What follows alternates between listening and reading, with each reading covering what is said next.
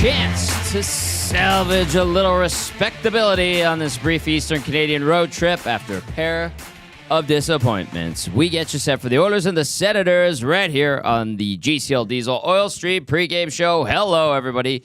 Good afternoon. Thank you for allowing us to cut into the Reid Wilkins show with Jay Mill, and the boys have a big crib game that they're playing right now in the bullpen with Matthew Wannick, Joaquin Gage still lingering around, Hernan, Salas, and I at the desk, Ice Cube behind the monitors, and one Shawn Belle.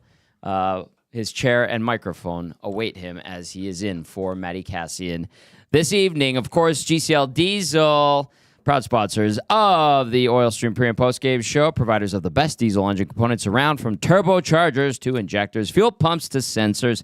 They are the critical engine component experts, proud to serve Edmonton and Northern Alberta for over 50 years. I know we're in the middle of Jay and Reid, and keep those texts coming in, 780-218-9999. Exciting stuff happening when it comes to the Elks, and the boys are going to be all over that. Great stuff from Luke Gazdick on my drive-in earlier. Nice to get the stories from Luke. I remember the game he was referencing when he fought Chris Neal, the Hockey Day in Canada afternoon game. We got stuck, the media bus and the player bus. There's one off-ramp in and out of Canadian Tire Center. We got stuck on that damn thing for half an hour.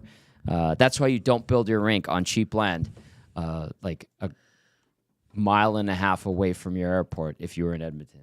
That's what the equivalent of Canadian Tire Center is. That's crazy. That's what Canada is. I know it's grown and stuff, but I remember when Gaz was talking about that, I was like, I remember that game. They did not win that game, the Oilers. Also, it's worth noting, this Thursday, we're live on location, Hudson's White Avenue. Back at Hudson's White. It's going to be great. Looking forward to that. That's so. Let's get down to business, Zach, can you put my headphones up a bit? Crank it up. There we go. That's Oilers 9-8-2.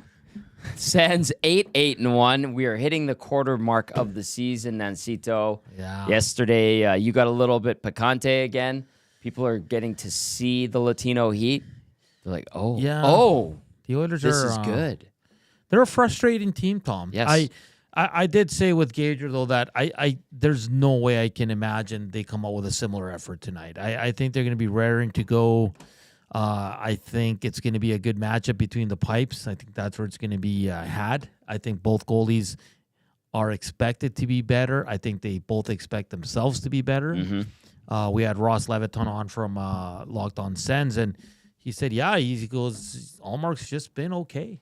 He hasn't had a run either. They keep switching the goalies. They've got him and Anton Forsberg, right? Yeah, they keep going 2-2, and he goes, so he doesn't really know what's happening there. But it's going to be an interesting game. He did bring up another tidbit. What? Ottawa's the best power play on home ice. So one of the keys to the victory should be stay out of the box for the Edmonton Oilers, even though they've been a lot better in the last 4 games. There's Joaquin Gage.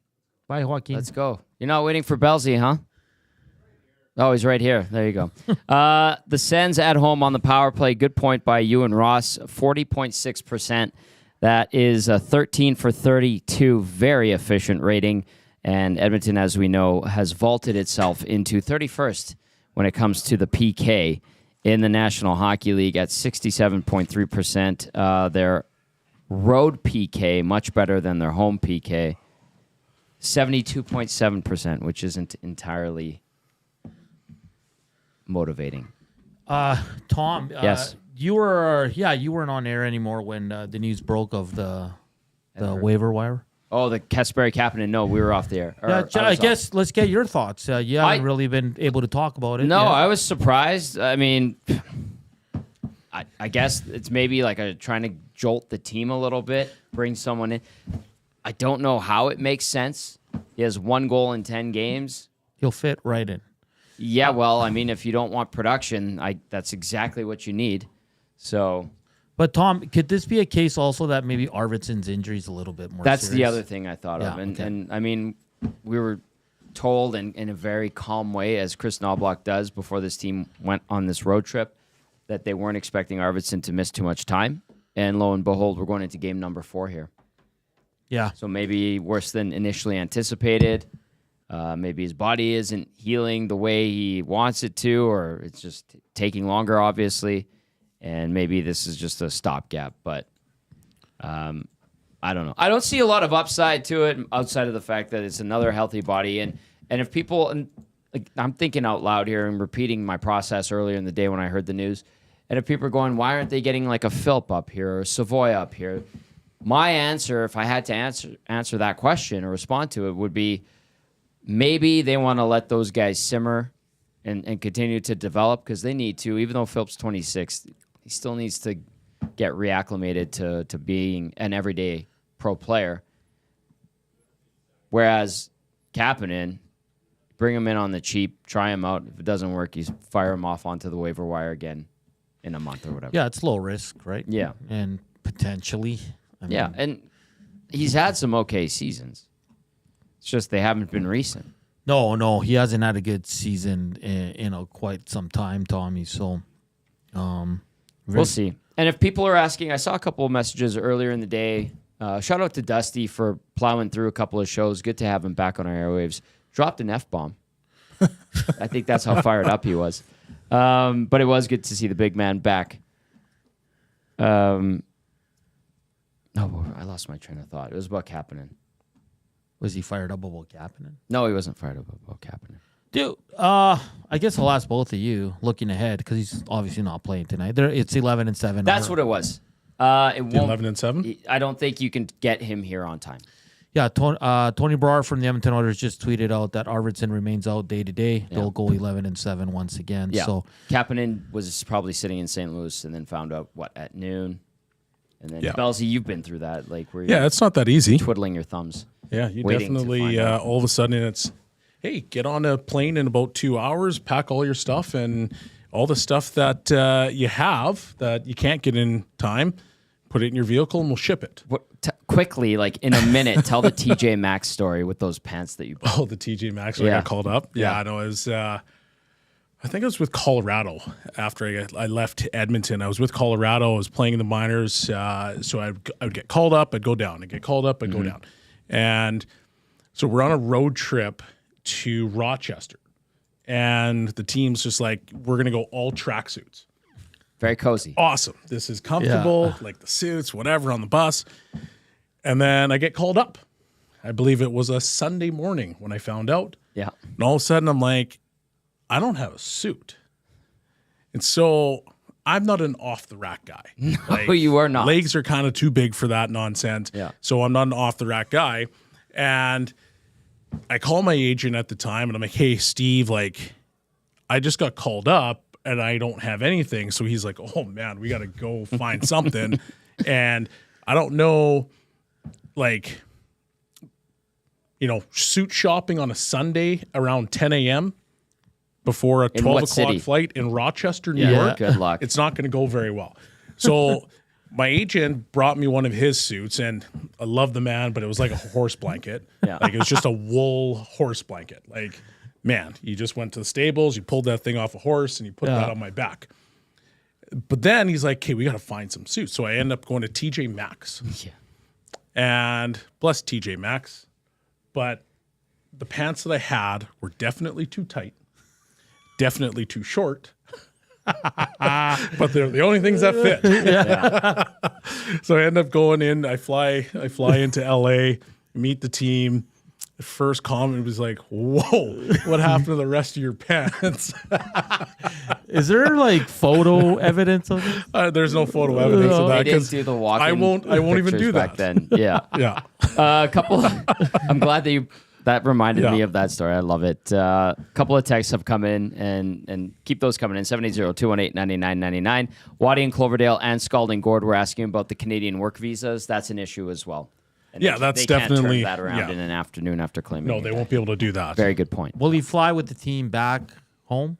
No, Probably he's going to not. go. He's going to have to meet the team in Edmonton. So Saturday's probably a realistic debut. Could be Thursday. But then the work visa thing. Yeah, they'll figure it out. Because if they were playing on a road trip in the U.S., he could play. Yes, that's correct. Yeah, I think they'll have it figured out by Thursday. Okay, and I think they have to a lot of times go through Calgary too. Unfortunately, Yeah. it's a pain in the ass. So there you go. What'd you think of them claiming Kasperi Kapanen, Belsey? Our game analyst? Well, it kind of just shows that they're trying to figure something out.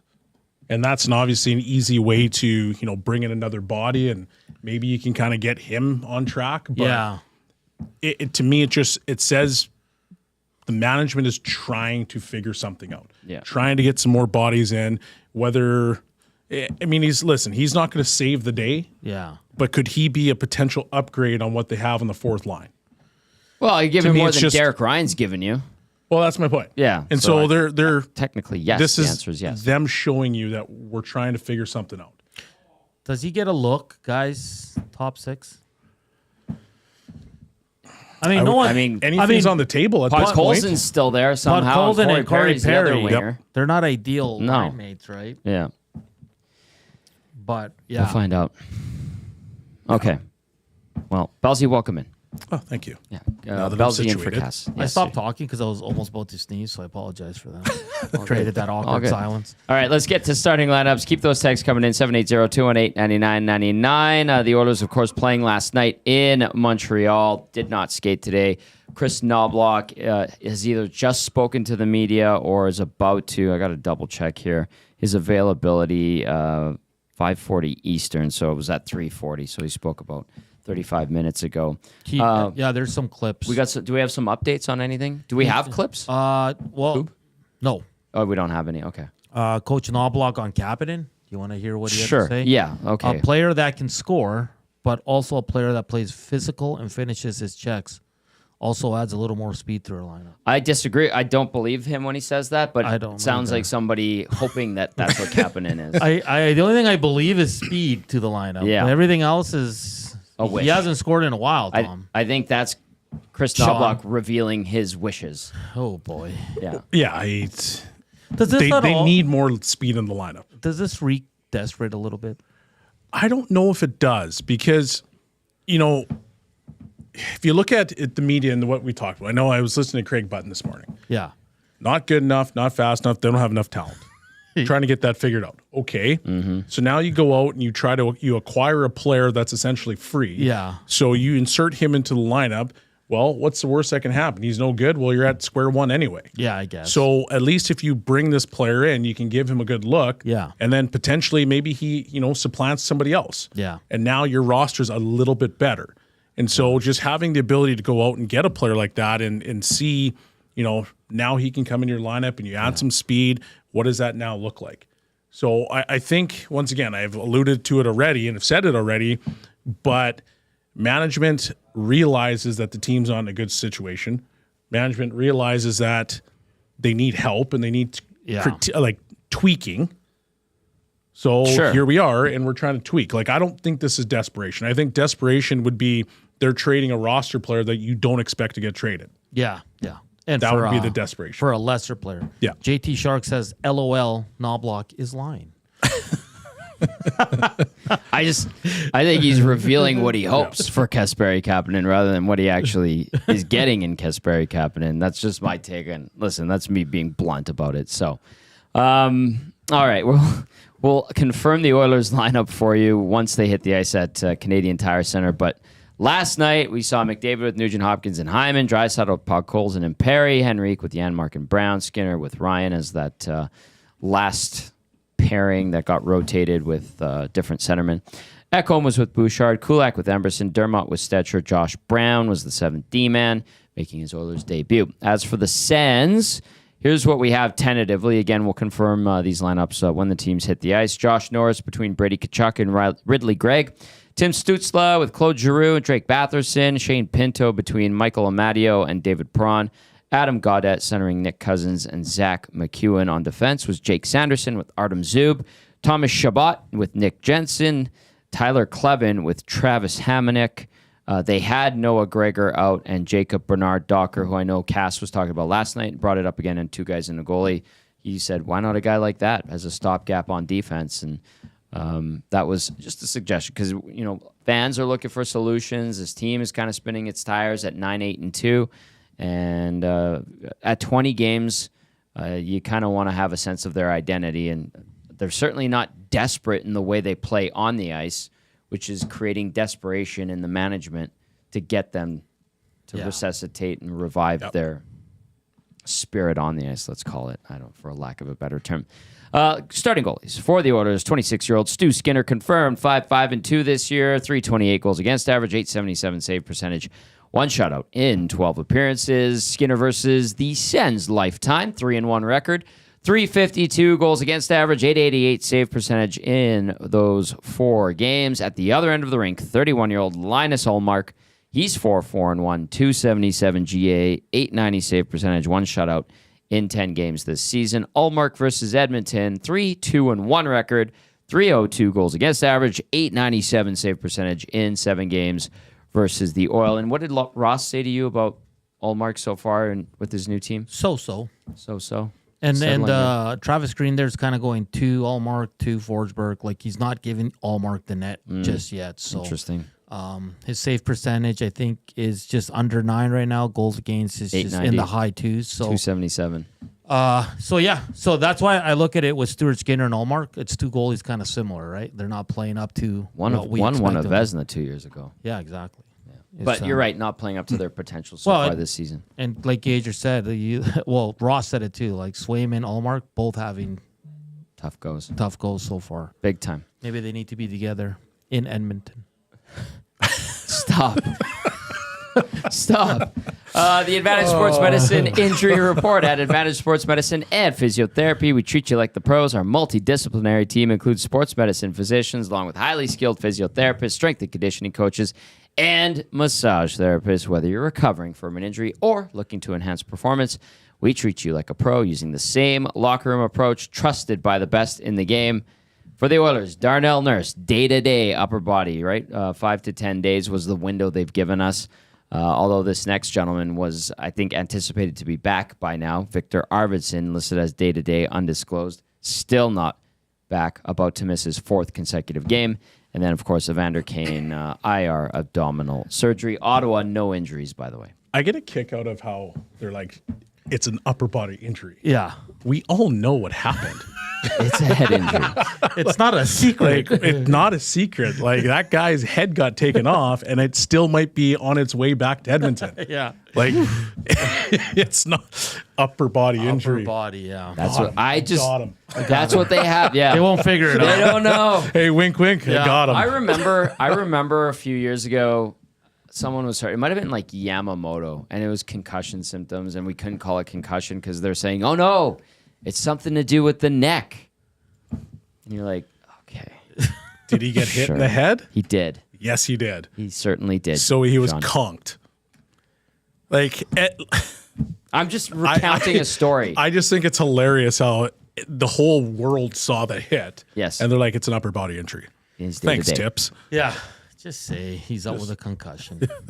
That is the Advantage Sports Medicine Injury Report. All right, Tom Gazzola, Hernan Salas, Shawn Belle with you, and then Ice Cube holding it down in studio here at EST HQ. He's doing all right. All gas, no breaks over there. Working hard. Yeah, you hardly are. working. I don't know what I'm doing. Very good, very good. I like that. Let's get to a couple texts before we get to the Game Changers portion of the show. And do you want to do a question of the night? I know you were bouncing a few around with us. Well, it's just going to be on Kapanen. Kind of like, Sure. Where do you guys see him fitting in? Is it top 6, top 9, 4th line? Who do you want to see him play with? Right? Like, he's gonna a be right playing winger. for Utah by the end of the season. I don't see him on that 3rd line. So for me, it's either the 2nd line with Dry or the 4th line. Yeah. All I care about is whether he's an upgrade over somebody. And if he can actually add more speed to the lineup, because this team they're not the most fleet of foot. And if you can find a way to make your team a little bit faster, maybe they become more dangerous. Yeah. You know, whether Kapanen is a guy that goes to the net and crashes the net, well, you lost a ton of speed with a player that was similar to that in Ryan McLeod. But Ryan McLeod's doing well. Yeah. So can you just insert more lineup? And one of the things that I don't think a lot of people talked about from last year's team was they actually had a lot of speed. They did. Yeah. Right? So they could play with pace and they can play with that skill and they'd wear you down because the pace in which they played was pretty high. Yeah. This year's team, unfortunately, maybe there's some skill there, but they play very slow and it makes it a lot harder to challenge teams. I've asked Cass this. How much of it is literal boot speed as opposed to sharpness with the puck? Well, they go hand in hand. If you want to say you play fast, I can understand playing fast means that, I'm winning races to pucks. Mm-hmm. I'm moving pucks quickly. I'm jumping to spots where players aren't. So right now, do the Oilers play fast? I would say no. Outside of, I guess McDavid would play fast and Draisaitl plays fast sometimes. Yeah. Yeah. But outside of that, like if you look at it, do they win their one-on-one races for the most part? Not really. Do they move pucks quickly? Not really. Mm-hmm. Do they jump to spots after they've moved it? Some guys do. So, like, you can't actually play fast if you're not hitting all those different things. So you could be slow players, but your pace of puck movement could be very quick. And then all of a sudden, because you're moving pucks so quickly and you're jumping to different holes on the ice, that could help you play fast, which could maybe take away some of that disadvantage when it comes to boots. But they're not doing either of those, so now it's just making them a lot slower. Like, if Kapanen wants to have success here and earn the coach's trust, just go to the net. Yeah. Like, seriously. Yeah. This is a good point. Like, it's not hard to get more minutes on this team right now. True. Go to the net. Go to the net. Shoot it. All right. I hope he does, like, just for the sake of everybody. Like, I hope he comes in here, desperation, wanting to reestablish himself as a reliable NHLer. He's had multiple 30-point seasons, which is fine. That was what Warren Fogle was, and they just lost him to the LA Kings. They weren't going to pay him because he had a career season, 20 goals, 20 assists, and he was a healthy scratch at times in the playoffs. But they lost his speed. They lost the tenacity. Mm-hmm. He did finish, more so last year because he was motivated by a contract. That does happen. Yes, it does. Kapanen, if you're looking at it that way, would be motivated and desperate to stay in the league. Mm-hmm. Might be his last chance at 28 years. Like Hernan said, go to the net, skate fast. Don't F up in your own zone. I'll just add that caveat in there. There it is. I'm just saying. I am just saying. But we shall see. What do you think? So, Nance, question of the night one more time. Just where would you like to see Kapanen fit in come game one, whether it's Thursday or Saturday? 780-218-9999. Nasty Chat doing its thing as usual. It is the GCL Diesel Oil Stream pregame show. Tom Gazzola, Hernan, Salas, Shawn Belle with Ice Cube inside the ESTHQ. Absolutely tremendous. This is good. There's a lot of people here. Gager was still here. I was worried you weren't going to cross paths. He gave me a hug. That's beautiful. Yeah. That's nice. He's very happy he got new tires. Oh, he got new tires. Yeah. That's exciting. I got to get my tire fixed. Yeah, Anyway. Someone on the Nasty Chat said if we're having a sleepover at EST. Yes. No, we're not. We're all bags going are home ready. eventually. Yeah. There's a crib game going on in There's there. a crib game happening in the bullpen. Reed shooting some hoops. Reed's been crushing it, shooting hoops. Great Has he been Instagram dunking, post. though? Yeah. Or is it too high for him? Actually, Maddie rejected him. Did he really? Yeah. Maddie's a bully. He is a bully, but it was hilarious. All right, let's get to Game Changers with Shawn Belle, brought to you by Damon Bunting, Remax Elite. Damon Bunting, consistent top-producing realtor in Greater Edmonton and among Western Canadian Remax realtors. He and his team would love to help you find that right home or make the move from your current home. Check him out on DamonBunting.com or visit his Instagram at Damon Bunting Real Estate, numero uno, Belsey. Engagement. Engagement, yes. The Oilers need to be engaged, whether that's physically, whether that's mentally. We've seen over the course of the last 19 games or so that if they are not engaged, it's a problem. So they need to be engaged. And anytime this Oiler team is engaged, they have enough horses to pull them to victory. But we can't be begging for it in Game 20. No. They've got to be engaged. They've got to be ready to go because now is the time that they've got to start making their move. And I was listening to the show, all the shows earlier, and it was like, yeah, this is usually a second half team. But the problem is that sometime that runway is going to give out. Yeah. And you've given enough. And yes, you're 9-8-2. I get it and I understand it. But if you have desires to be the team that we all expect, then you need to be engaged every single night. Yeah. Pure and simple. Especially for a team that's coming off a Stanley Cup appearance, 1 game away, 1 goal away, 2 goals, whatever you guys want to call it. Like, I'd understand if this team was 5 years ago because they were up and coming, still learning how to win, but this shouldn't be an issue, guys. And we heard Matthias Ekholm yesterday, post-game, almost lost it when he said, just got to keep learning. And it's like, no. Like, yes, you're always learning little things, but You got to stop with these lessons, man. Okay, Like, but how even- many? But even if you wanted to say that and you said, okay, I agree with you. Yeah. Well, then it's about as simple as this. I'm going to learn that I need to be emotionally or physically engaged Yes. right off the start. Yeah. So that right there is an easy learning thing. Yeah. And not just because it's game 20, right, compared to game 70. Like, these all matter, guys. And Belzy's right. Like, everybody thinks exactly what happened last year is going to happen again. And it might not. Like, this team might not be, even close come February. Yes, very true. I still believe that there's a lot of hockey left. And for whatever reason, Belzy and I have discussed it at length. You and I have discussed it at length. It's something, to me, it always goes back to this group's mentality collectively, and they don't wake up until it gets scary for them. But that could be sometimes too late. And it yes, it almost worked was last last year. year. Yeah, it worked last year. And they got scared into, we got to be great every single night. But when teams are consistently ready for you night after night after night, like sometimes they could sneak up on teams last year, right? Because teams were like, are they there yet? Are they not there? Everybody, every single media person in North America has had the Edmonton Oilers winning the Stanley Cup. So Yeah. teams see that. Like, you'd be crazy to think that a player doesn't see that. Well, they see it. Okay, see well, it. let's make sure we're ready for the Edmonton Oilers every single night. So those games that you might have won last year, you're not going to win this year because teams are ready. This isn't a doormat situation where it's like it's a Tuesday night in Edmonton and you've had a 2-2 and you've gone to Cactus Club and you're like, yeah, I can sleepwalk through this one because you know what? The Oilers are going to spank us. Hell no. They're coming in to smack the Oilers because they don't want to see every media outlet on the planet say this team's going to win, and then they're just going to make it easy and allow them to win. Not a chance.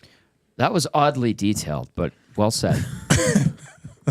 It's like I've seen it before. Like you've seen it and lived it before. 780-218-9999. Get your thoughts in as the Oilers and the Sens go at it. It is Game Changers with Shawn Belle, our game analyst, tonight in for Matty Cassian. Number 1 was engagement. Number 2, do you have it over there, Hernan? I do not. Okay, got it. number 2 is defensive mastery. Defensive mastery. So if you're not going to score a ton of goals, then figure out a way to keep them out of your net. If you need to revert to the early 2000 Minnesota Wild and play the trap so that you can make sure that you're keeping teams to the outside, then do what you need to do. That Because seems oddly detailed as well. yeah, that one was very, very weird. Yeah. But I get it. There's people that are talking about analytics and they don't give up high danger chances. Well, unfortunately, I also use my eye test and see high danger chances. So whatever way you want to spin it, right now the Oilers are losing games because A, they don't score enough, and B, they get scored on way too often. That's usually how competition sports go. Let's figure out a way that we can keep pucks out of the net. If you don't feel that Skinner has the ability to make big-time saves when he goes across the road, well, then figure out a way to limit those opportunities by clogging the middle of the ice, being back as a 5-man unit, being connected, and then once you've figured out that defensive side, then maybe some of the other things start to flourish. But, okay, we're not scoring. Let's lock it down defensively then. And that's something right now, if you look at the Oilers, well, yeah, they're okay defensively. I'm not going to sit here and tell you they're awful defensively, but they're not great defensively. No. So let's become great defensively and allow our scoring to somehow figure itself out. Well, because the analytics, guys. Joel loves analytics, by the way. It's showing that the Oilers are playing actually pretty well defensively. But like you said, the eye test shows us something a little bit different They because make stupid mistakes. whether they're playing good or it's either Bouchard or one of the other defense or a forward, it's just the details that's costing them. Yep. Right? So I don't know, man. They're 18th right now in goals against at 3.2. Yeah. 3.2 goals against in most leagues isn't going to cut it. So you need to bring that down by at least 1 goal. Yeah. So what do you got to do? You got to button down. You got to batten down the hatchets. Yeah. And you've got to figure out a way to be airtight defensively. Don't make the same mistakes that you consistently do. Don't leave guys wide open back door. Take away time and space. All the little cliches that you want to use as a coach, that's what you want the Oilers to do. So that now they're maybe playing more 2-1 games. Maybe they're playing games that are more games are going to OT. Yeah. But it can't be what the Oilers are doing, where we're still trying to cheat for offense, but it's costing you goals on the other side. Yeah. So defensive mastery, I think, will help them pull themselves out of this little funk. Can we add to that a timely save too? Yeah, but that would be part of being airtight defensively, because some of those things that are happening is that it's a turnover that's turning into a 2-on-1, which now is a bang play, and you might need that save, but at the same time you just gave up a 2-on-1 because you're cheating, or you try to make that little quick chip play out of the zone, it doesn't get out of the zone, and then they turn back, and now it's a quick break 3-on-2. Once again, yes, you might need a save, but the reality is you gave that up. Yeah. So it's true. I defensive mastery. I added on the list. The wish list. Get a save. 2. I got the third game changer. All right, here we go. Good teams find a way. Good teams find a way. Now, it's one of the biggest cliches out there. Love it. But every coach or team sitting in a dressing room, and they will always say, good teams find a way to win. Yes. Well, you're not playing great. Some days you're playing great. You're lackluster. Figure it out and try to get a win, whatever way that is. Yeah. Whether you have to play the most boring game possible, a la Minnesota, early 2000s, whether you got to turn it into an absolute dogfight where everybody's scrapping on the ice, you are going to do whatever it is possible for you to get that win, because good teams find a way. Yeah. No, I agree. And the Oilers are a good team, despite what many of our listeners say. I know they're frustrated. They're frustrating. Yeah, And for good They are a reason. good team. And I And get for it. good Yes. reason. Yep. They shouldn't be. I mean, games like last night happened, Belzy and Tom, but they've been happening way too often early on in this season, right? Yeah. Like that's why I for the life of me, I can't imagine they come up with that kind of effort tonight. That's why I think they're going to be a lot better tonight. A lot better. They're facing a better team too. That's a very. And good if you're point. not ready with this team, they've got some guys that are going to drag them into the fight. Tkachuk is not going to allow his team to sleepwalk. No. And if he does, well, he's going to do something snarly to try to wake them up. And one of the conversations that we were having, but myself and Cass yesterday, I was like, the Oilers don't have anybody that's going to drag them into the fight. No, not right now. And Perry, for as good as he is, and his nickname is the Worm, he used to be able to drag guys into a fight. But the problem right now is that he's long in the tooth. Yeah. And he doesn't have the same jam, and he doesn't have the same giddy up to get to those spots to create that chaos. So you need somebody to come in and drag him into the fight. And sure, Connor McDavid is the best offensive player in the world. Yeah. Leon Draisaitl is a stud when he needs to be. Those guys aren't going to drag you into the fight per se. They might drag you in a different way, but when it comes to being physical and not losing races and all those different things, you need somebody to come in and say, guys, we're doing this. Yeah. This is happening. It doesn't matter what you're going to do. So I joked with Cass and I said, Cass, when you were a player, you would have probably just mauled someone because you're a grizzly bear. Yeah. No, it's And he's true. he goes, honestly, Belzy, I probably would have just hit somebody from behind and everybody would have been pissed off, but now everybody's in the game. Yeah. That's true. And I'm not telling people that they need to go out and fight. I'm not saying they need to go hit somebody from behind. All I'm saying is that they need somebody to come in and to drag them into the fight and get going. I would never condone hitting someone from behind, but Cass and that response is brilliant and would work and spark pretty much 100% of the time. We got lines. All right, lay it on us. You're going to be fascinated. Oh, go on. Are you ready, Nasties?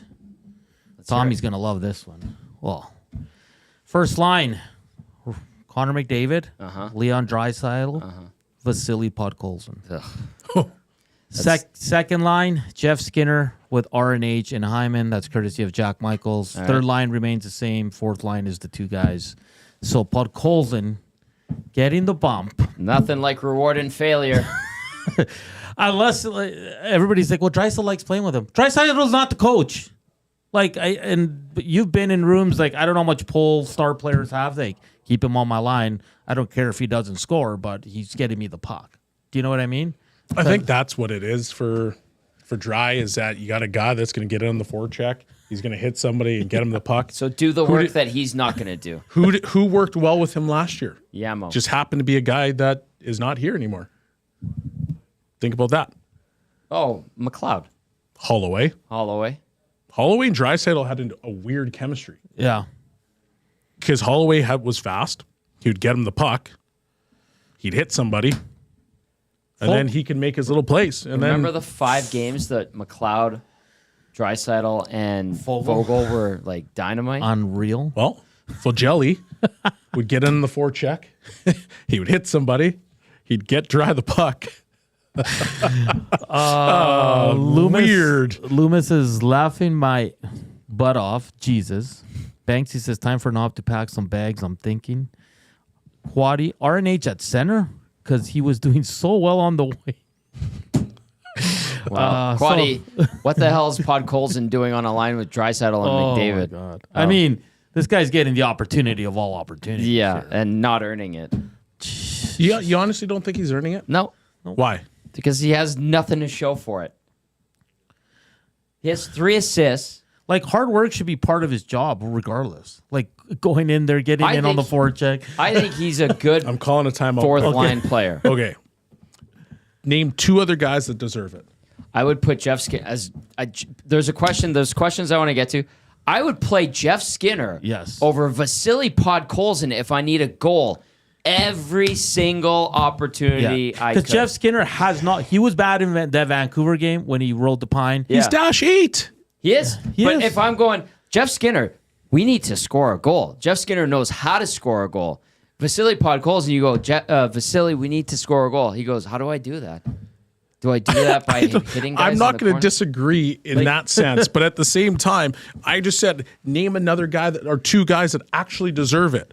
Oh, none of these guys deserve Nugent it. Hopkins has 8 points. But No, do you I think know. he's been like the Sorry. greatest player on No, earth right no, now? no. None of no. these guys deserve it. So, like, if we're talking about just hard work right now for just 2 seconds, Yeah. okay, based on like, hey, I'm a coach, and the guy that's going to actually go in and he's going to try to do everything possible to help this team win. Let me go down the list. Hyman, yeah, he's been okay. He's been He's got good chances. So Hyman probably deserves to be where he is. Yeah. Nugent Hopkins, probably not. No. Janmark, No. No. Not in the top Skinner? 6. But no chance. But okay, Skinner deserve hasn't no been chance. that bad. Deserve it, and who would you put in there? Corey Perry. different? Right now, based off of just pure merit of whatever the coach needs, it's called hard work. That's what the coach wants and is looking for. He's begging somebody to say, hey, wake up. That's what this message is. It's purely, does Podkolzin, is he the guy that deserves to be there? No. Based off of like what it looks like, hey, this is a top player? No. No. But right now, he deserves it because he goes in and he actually works. Damn The it, problem Bellsy, is you're now turning me. Deserve it. as a I coach, stand against it still. I am a coach. And as a coach, I'm saying, hey, I've got all these skilled players that need to be better. Yeah. Well, guess what, guys? Here's a giant message send. Podkolzin, you're on the first line with these 2. Oh, yeah, Nuge, you want that? Yeah, you're not playing well enough to get it. So you can go play down there. Yeah, but so he's sending a message. That Yeah, message, because he's playing. But he's also rewarding that guy for his work ethic. great job. 2 things. Score a damn goal. Pick up an assist. I get what you're saying. This is a 10-game message. It's ridiculous. Sorry, Hernan. Go ahead. No, because I see it both ways. Like, he has to produce if he's playing with Draisaitl or McDavid. He has to. But I get what Bellsy's saying in the terms where all our forwards have been pretty bad this year. Sure they This have. guy's working his bag off. Yes. Two-way hockey. He's physical. He's retrieving pucks. Yes. I'm going to put him with Leon and McDavid, and the other guys are going to be like, what the hell? Well, work as hard as that, and maybe you'll get a And then bump. you'll figure it okay. out. He's got 46 hits. Yeah. He leads the team by far. Great. But guess what? They should have received the message 10 games ago when he was put on that But line. they haven't figured it out. So if I'm a coach, I'm going to say, you know what, guys? Until you figure it out, he's going to play there. You don't like it? Eat some crow. Yeah. They seem to enjoy Crow.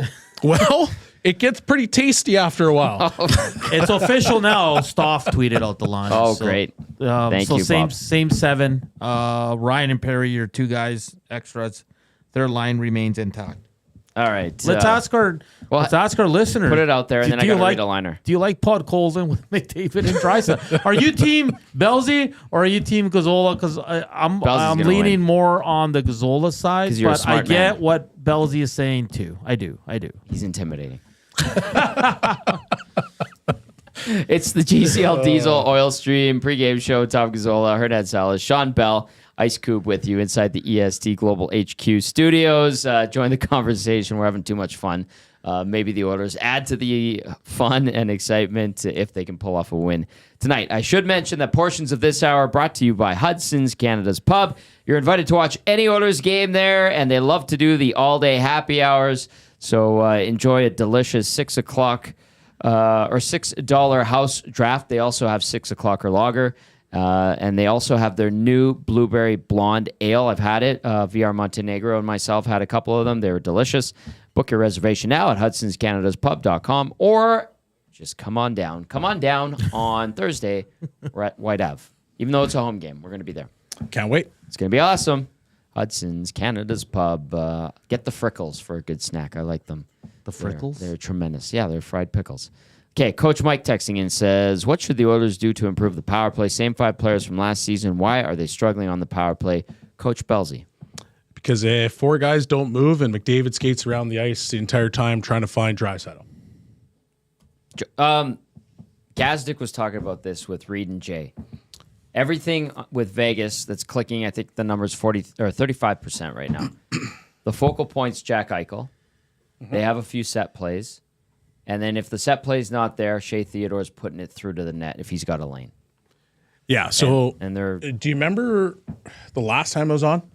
Yeah. And one of my game changers was like baby steps on the power play and have like McDavid attack downhill a little bit more because he's so good that he's probably going to draw 2 or 3 guys.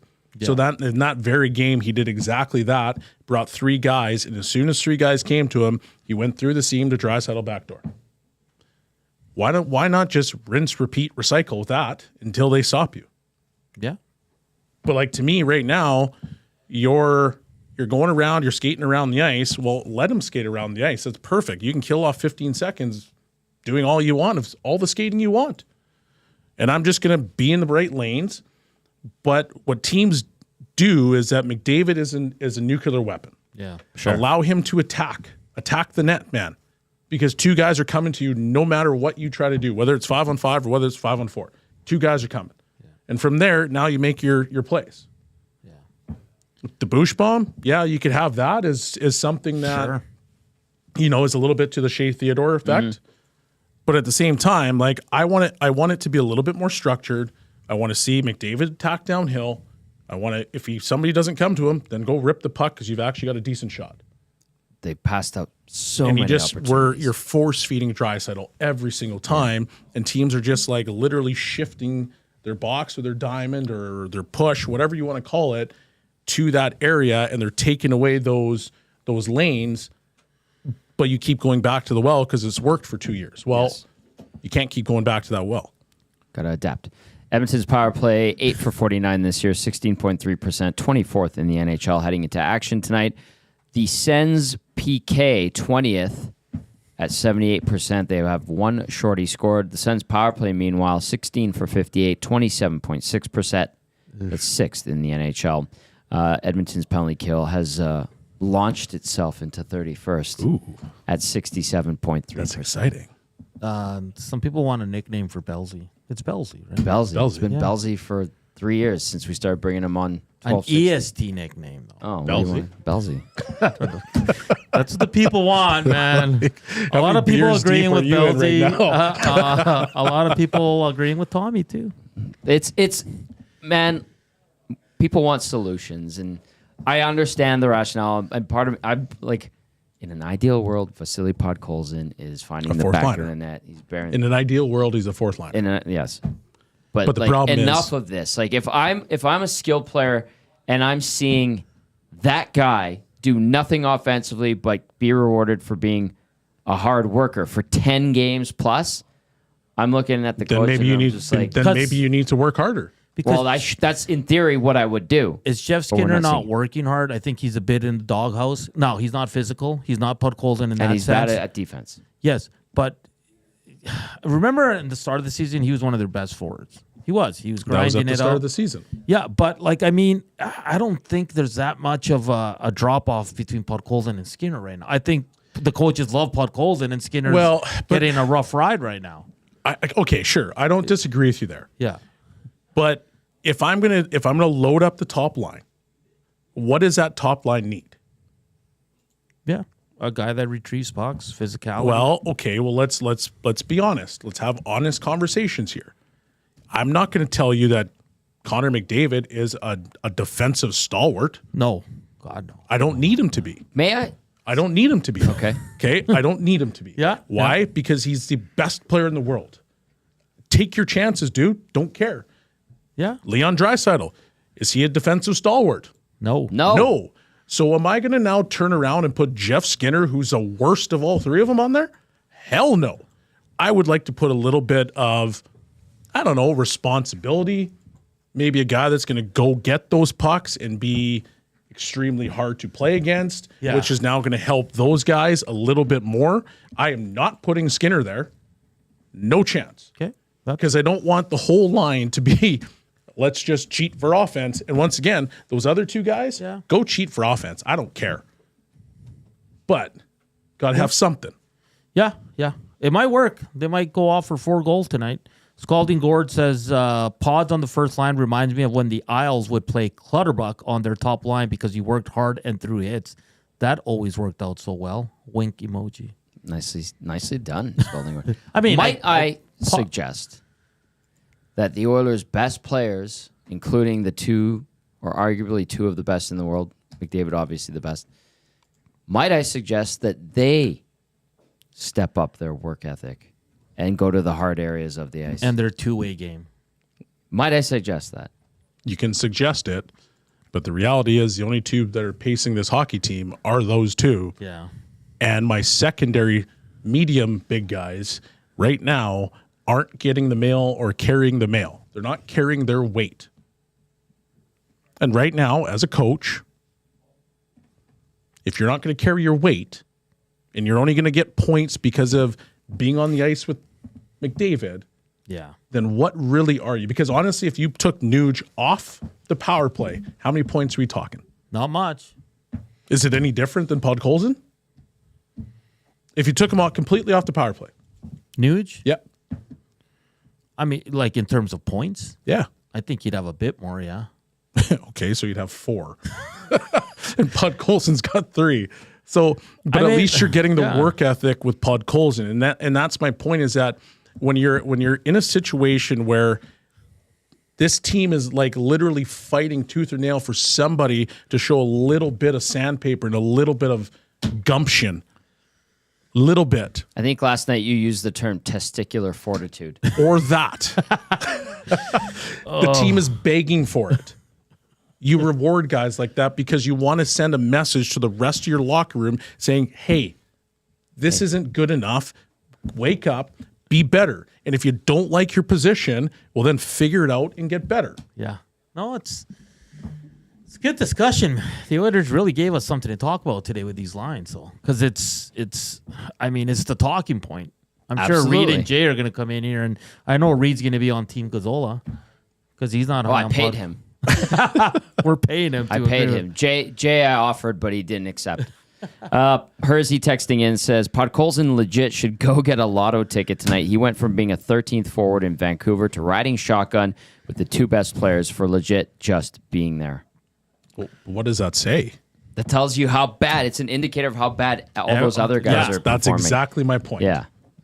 Here's an interesting one. I'm going to give Sens lines right away here, but one more from GSB. I want to hear your guys' thoughts on this. GSB texts in says, Woody knew how to coach the offense on this team. Knob likes low-scoring, tight games, but that's not this team style. What would you respond to GSB in regard to that text? That Woodcroft knew how to coach offense on this team, but Knobloch likes scoring tight games. I think every coach likes low-scoring tight games because it gives them great hair when it's 6-5. I think that if you look at last season, Knobloch didn't hold back or he didn't stymie their offense. He came in and gave them a little bit more structure, I think is what he did on the back end, but he didn't stymie their offense. This year, for whatever odd reason, the offense is stymied, and I don't think they've changed their systems to a point where now all of a sudden it's like, well, you can't do this, this, and this, and this, but things aren't clicking, so it makes it seem as though he's stymieing their offense. I guess does that answer the question?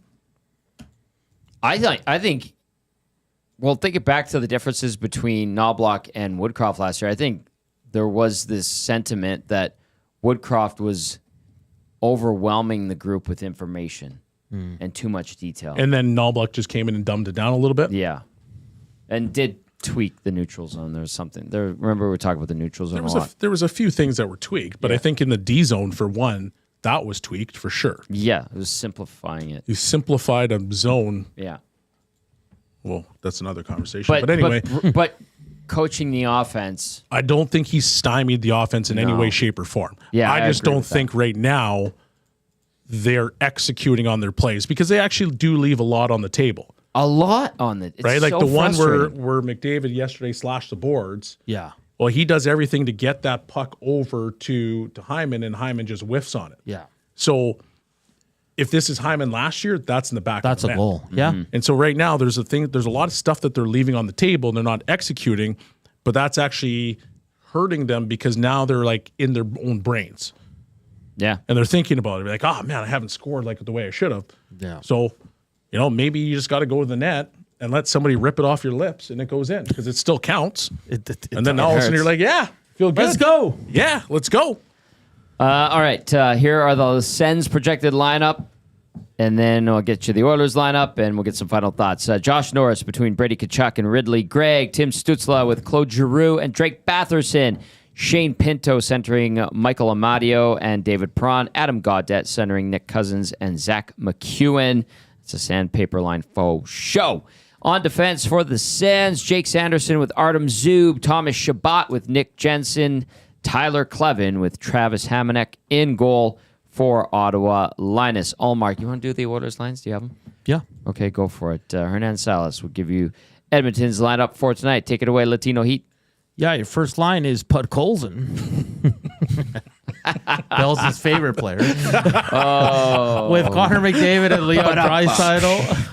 Second line, Jeff Skinner with RNH and Hyman. Third line, Janmark with Rico and then Connor Brown. Ryan Perry on your fourth. Defensively, Ekholm Bouchard.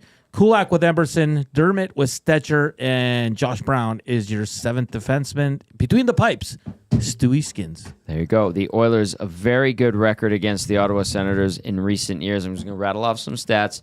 Not that they're relevant tonight, but Edmonton, 5-3-1 on the road this season. Ottawa, pretty good at home, 5-2-1. Edmonton is 16-7-3 with 2 ties all time at Ottawa. And the Oilers have won 3 of their last 4 games against the Sens and hold a 12-2-1 record in the last 15 games overall versus Ottawa. Belsey, final thoughts. Well, I'm hoping to see a team that felt a little bit embarrassed last game, and they come out and they are engaged. And if they are, I've got the Oilers winning this. If they come out even remotely lackluster, I think it's going to be a swarm by the Ottawa Senators. Scary. Yeah. Hernan. I just can't see the Oilers. Well, I can, but I just don't think they're going to come out as flat as they did yesterday. I think they're going to find a way. I think it's going to be a close game, but I think the Oilers win. Quaddy says in the nasty chat, Hyman just told Gene they're going to keep it simple. So shoot from scoring positions, go to the net, try something new. Quaddy, that would be wonderful. And hey, who knows? It might actually work. It might actually work. That's called Kiss Hockey.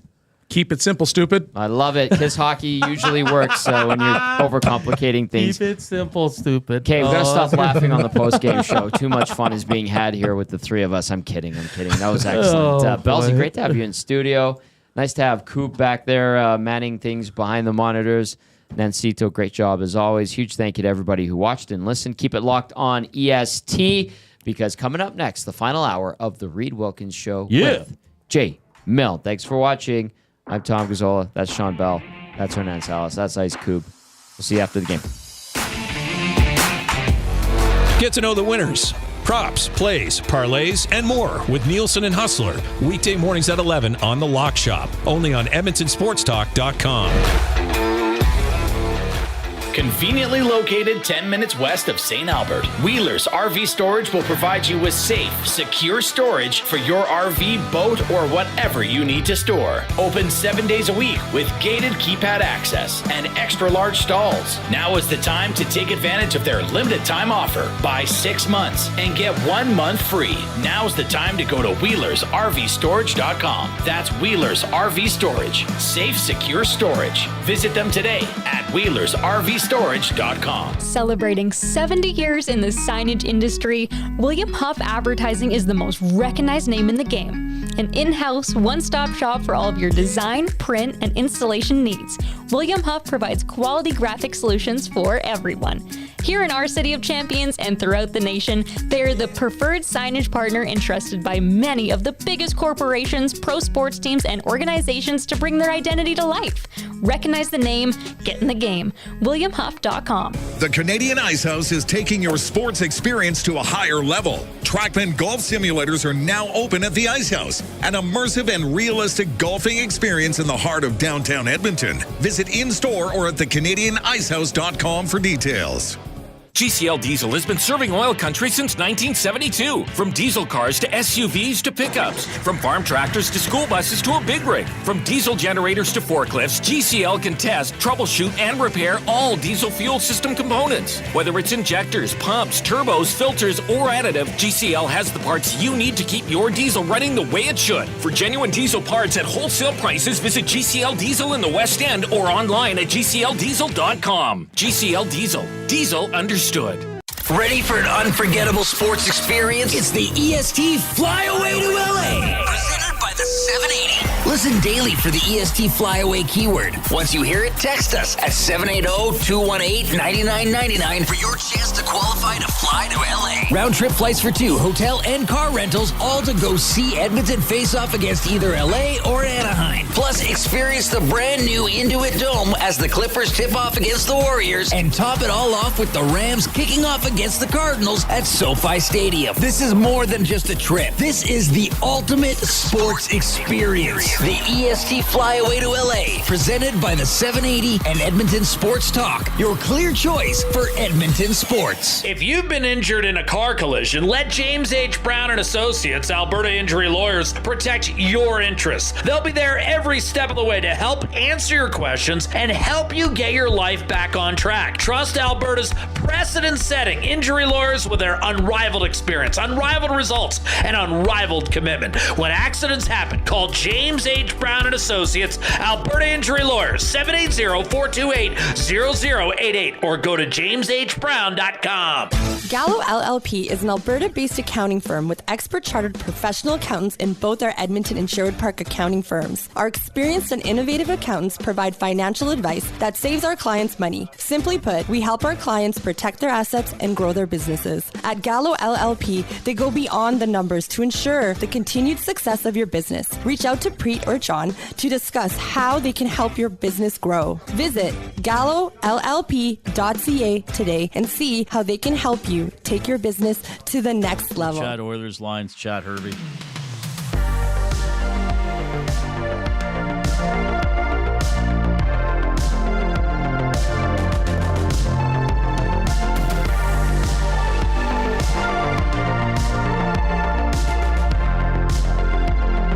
All right, Oilers about to get underway in Ottawa. Ed Hervey named the general manager of the Edmonton Elks. There'll be a news conference tomorrow, and we'll have coverage here on Edmonton Sports Talk. But, of course, the Oilers trying to end a little two-game slide here against the Sens, and they are doing it by going with what is known to be the nuclear option over recent seasons by putting McDavid and Draisaitl together.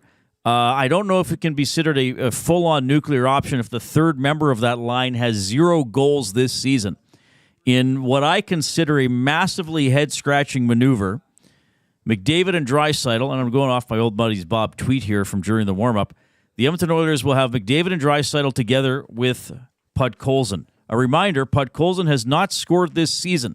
And his best chance, a wide-open tap-in from 2 feet, he missed the net on it. McDavid, Draisaitl, and Podkolzin. Now, I can see why McDavid and Draisaitl are together here because no one else is really doing anything.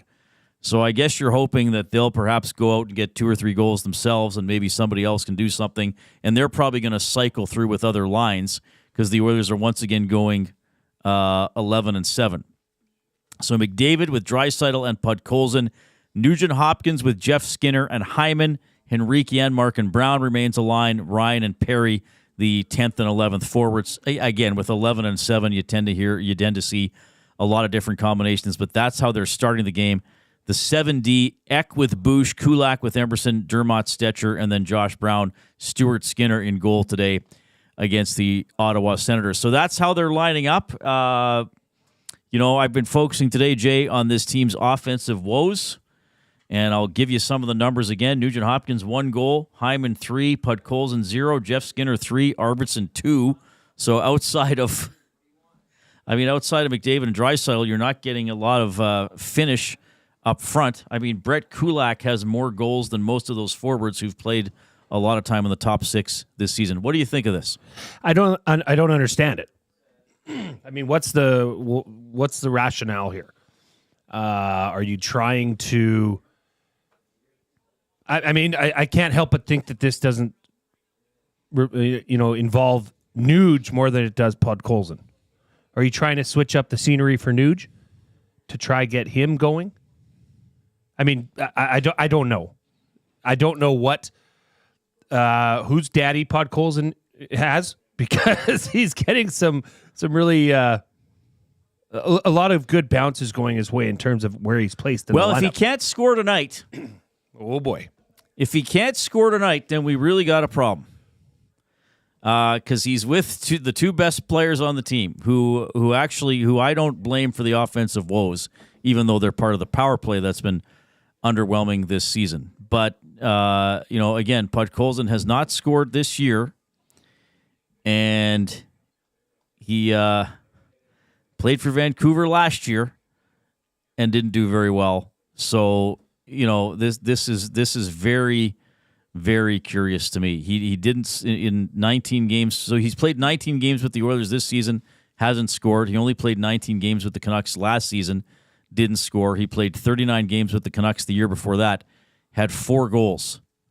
When was his last goal again? March 28th, 2023 was his last goal. So you would assume he might get a chance or 2 tonight, or maybe stands in front of the net and has one go in off his butt. But Podkolzin's up there with those guys tonight. What's it mean when you say the player's gripping their stick too tight? What's that generally Is he gripping his stick too tight, or is he just not capable of scoring? I mean, you might be able to say that with Hyman. I'm wondering if Knoblauch is gripping his stick a bit too tight. Overthinking things. Trying too hard. Well, there's something he or this coaching staff or somebody on the coaching staff likes about Podkolzin. Now, again, I do think his forechecking and ability to disrupt a little bit physically is pretty good. And I actually think he could be a decent bottom 6 player if you didn't expect too much offense. So I don't know. Maybe this is okay. This could be just the coaches saying, all right, boys, nobody can score, but we're going to just put a guy up there who we at least think works hard and hits. Maybe that's the thinking. Or the guys on the GCL Diesel postgame show are saying, wow, Podkolzin had a goal and 2 helpers. And this Tommy chiming in. But I don't know. It just seems seems like a little bit of a stretch. Here's the thing, Tom. I know you can still hear me. His chances of getting an assist in this game are pretty good. Because at some point the puck might go off him to McDavid or Draisaitl. And then they score, or he might just tap the puck to them, and they keep the cycle alive and get a goal. And I don't want to sound like I'm disparaging this player. I'm just giving my take on who he is, and I think he's a forechecker with some ruggedness and some disruptive ability. He can almost get in there and be a little bit of a wrecking ball on the forecheck. I think his puck skills are at best below average. And I think we've seen that this year. He's made a couple good offensive plays with the puck, but he's in the NHL. I mean, they can handle the puck. They're not completely incompetent puck handlers. But I am. Well, I don't know if I'm surprised at this point, because I guess with the other guys, you could say who really deserves to be up there. There's that point too. And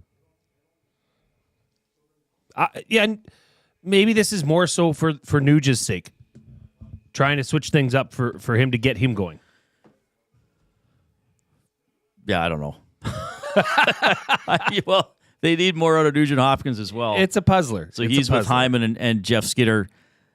Jeff Skinner's been kind of involved the last few games, so that's sort of hopefully a decent second line, and then I think, like I said, McDavid, Draisaitl, maybe even Nuge if he's playing well, will cycle through with Ryan and Perry on the bottom line, or Ryan and. Here's the thing: Podkolzin might be there to start the game, and then Perry maybe gets some looks up there with McDavid and Draisaitl as well.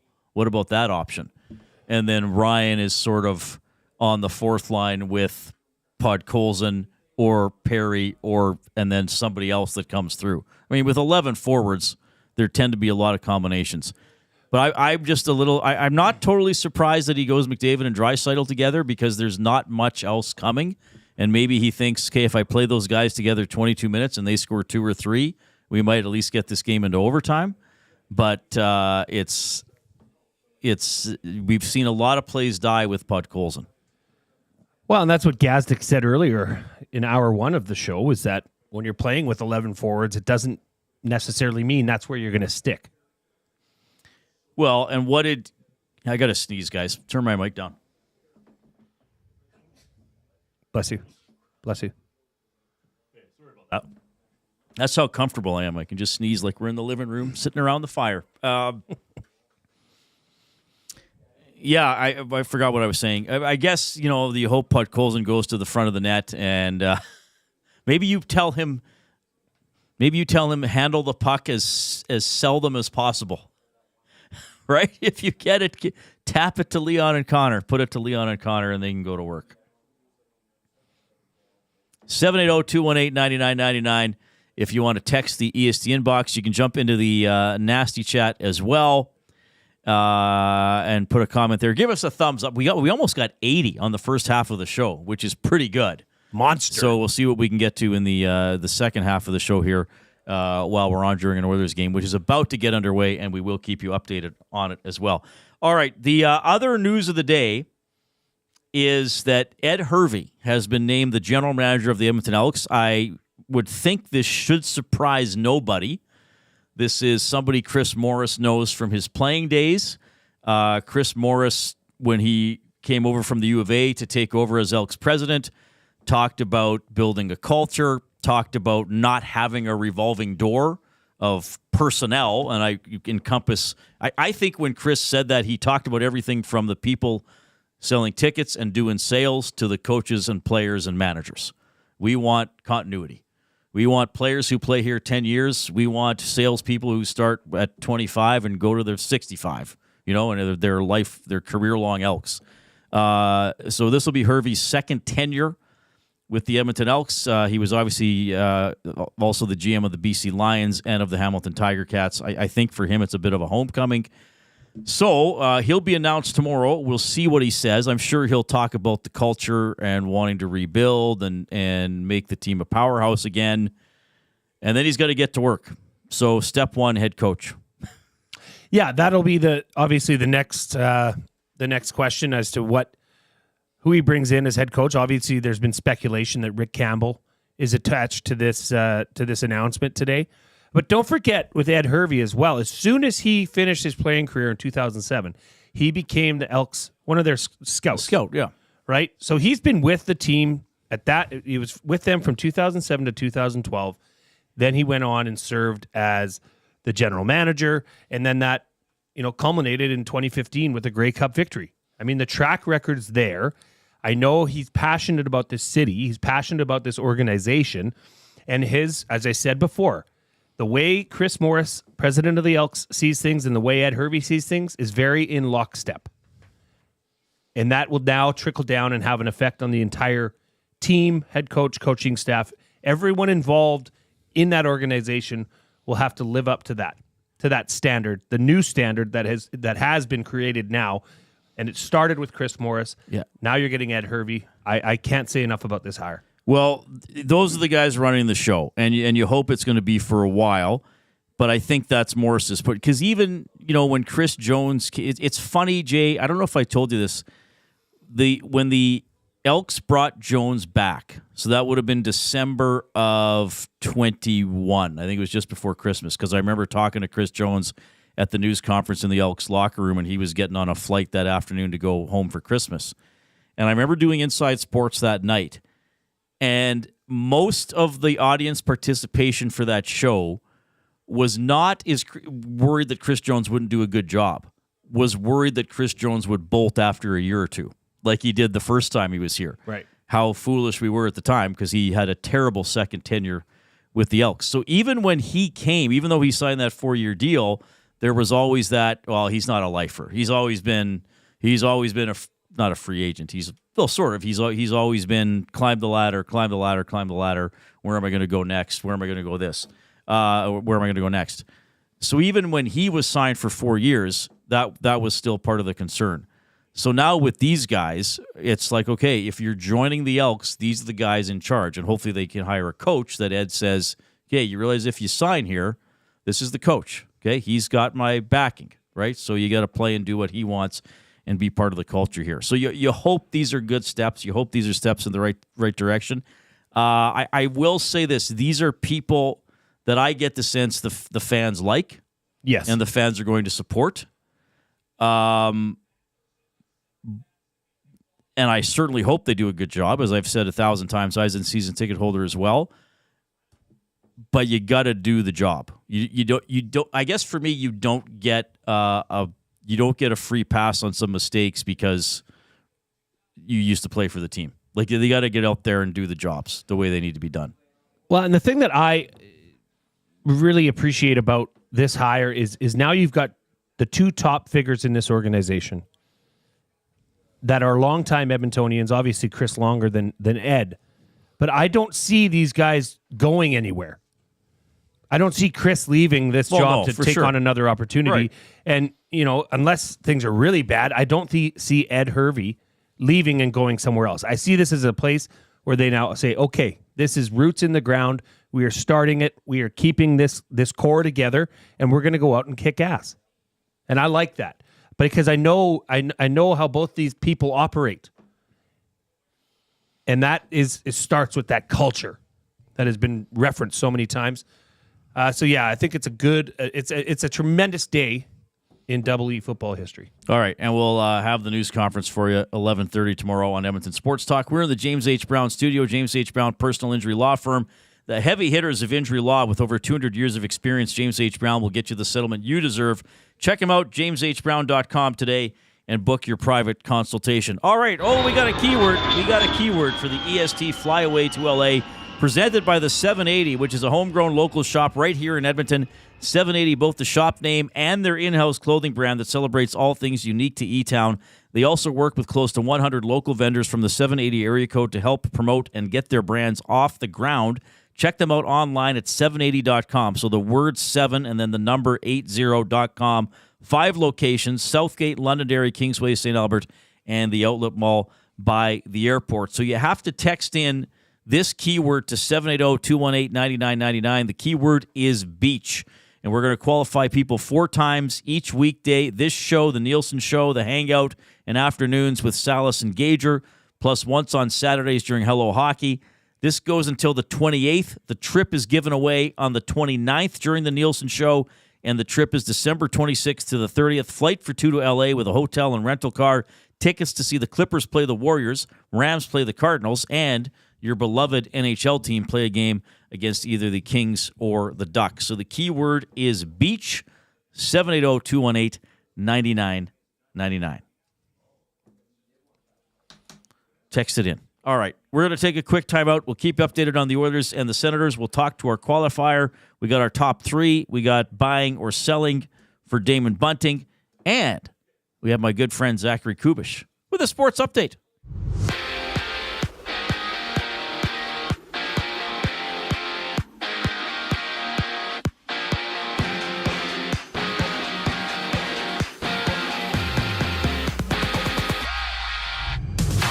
Bouchard just scored for the Edmonton Oilers to make it 1-0 in their favor against the Senators early in the first, and the Lightning and Penguins have just went underway as well. After that, it's the Wild and Blues, the Jets battling the Panthers, and the Rangers with puck drop against the Rangers with 7 games around the NHL. CFL News sees Ed Hervey being named the newest GM and Vice President of Football Operations for the Edmonton Elks. Tune into EST tomorrow as we'll be providing full coverage of the announcement press conference live from Commonwealth. There's 6 games in the NBA with the Cavs down by 8 early against the Celtics. That one's midway through the first, and after that we see the Nuggets play the Grizzlies, the Thunder meet the Spurs, and the Jazz on the court with the LA Lakers. This sports update has been brought to you by Wheeler's RV and Boat Storage. Conveniently located 10 minutes west of St. Albert, Wheeler's RV is your safe and secure place to store your RV, boat, or whatever it is you want to store. Visit them at wheelersrvstorage.com to take advantage of their limited time offer. Buy 6 months and get 1 free. Go to wheelersrvstorage.com today and get your storage needs taken care of. Just after the break, we bring up our qualifier for the EST Flyway to LA. I'm Zachary Kubish, and you're up to date. Conveniently located 10 minutes west of St. Albert, Wheeler's RV Storage will provide you with safe, secure storage for your RV, boat, or whatever you need to store. Open 7 days a week with gated keypad access and extra large stalls. Now is the time to take advantage of their limited time offer. Buy 6 months and get 1 month free. Now's the time to go to WheelersRVStorage.com. That's Wheeler's RV Storage. Safe, secure storage. Visit them today at WheelersRVStorage.com. 780 is just another lame-ass, low-budget local shop. Homegrown right here in Edmonton. 780 is both the shop name and their in-house clothing brand that celebrates all things unique to E-Town. They also work with close to 1,000 local vendors from the 780 to help promote and get their brands off the ground. Check them out online at 780.com or at any of their 5 locations at Southgate, Londonderry, Kingsway, St. Albert, and the Outlet Mall by the airport. Food Sausages makes their meat with nothing but the best local ingredients. From chicken, beef, and pork, their gluten-free sausages are packed with flavor. Every single bite. Get a 10% discount when mentioning Edmonton Sports Talk in-store or use the code EST when shopping online at foodsausages.ca. Plus, you get free delivery on orders of $100 or more. Find them at 6736 99th Street. Food Sausages. You can't beat our meat. At Mind 360, we invite you to embark on your mental health journey in a safe and comfortable space. Conveniently located in St. Albert, Mind 360 has a diverse team of experienced clinicians that offer a broad range of tailored services for children, adults, and families. Furthermore, we are very proud to serve our military, veterans, and first responders. If you're looking for counseling, treatment, or assessment, understand that you are not alone. Contact Mind 360 at mind360.ca to book an appointment today. Get all the latest news and takes on everything Oilers with Dustin Nielsen and Tom Gazzola on the Oil Stream. Live at noon, Monday, Wednesday, and Fridays. Only on EdmontonSportsTalk.com. Book your holiday party at the CBH today. The Canadian Brewhouse is your ultimate destination for events, parties, fundraisers, and more. 'Tis the season to celebrate. Visit and book now in-store or at thecanadianbrewhouse.com. Since 1952, William Huff has been the heartbeat of Edmonton's advertising world. From humble beginnings to a citywide powerhouse, we've been the go-to for signage from print to design and installation. Partnering with Edmonton's top sports franchises and major events, we've helped shape the city's global reputation. Our secret? Unmatched customer service, decades of experience, and a passion for excellence we call the William Huff Advantage. Visit us online at williamhuff.com. You've always known GCL Diesel as the experts in diesel fuel systems, but did you know that GCL is also your source for turbochargers and turbo repair? As a turbo supplier for Garrett, Borg Warner, and Holset, GCL can provide genuine original equipment turbos at wholesale prices. Whether it's diesel, gas, natural gas, or performance, we can provide you with the turbo or custom repair you require. Turbo questions? We've got turbo answers. Visit us in the West End or online at gcldiesel.com. GCL Diesel, turbochargers, understood.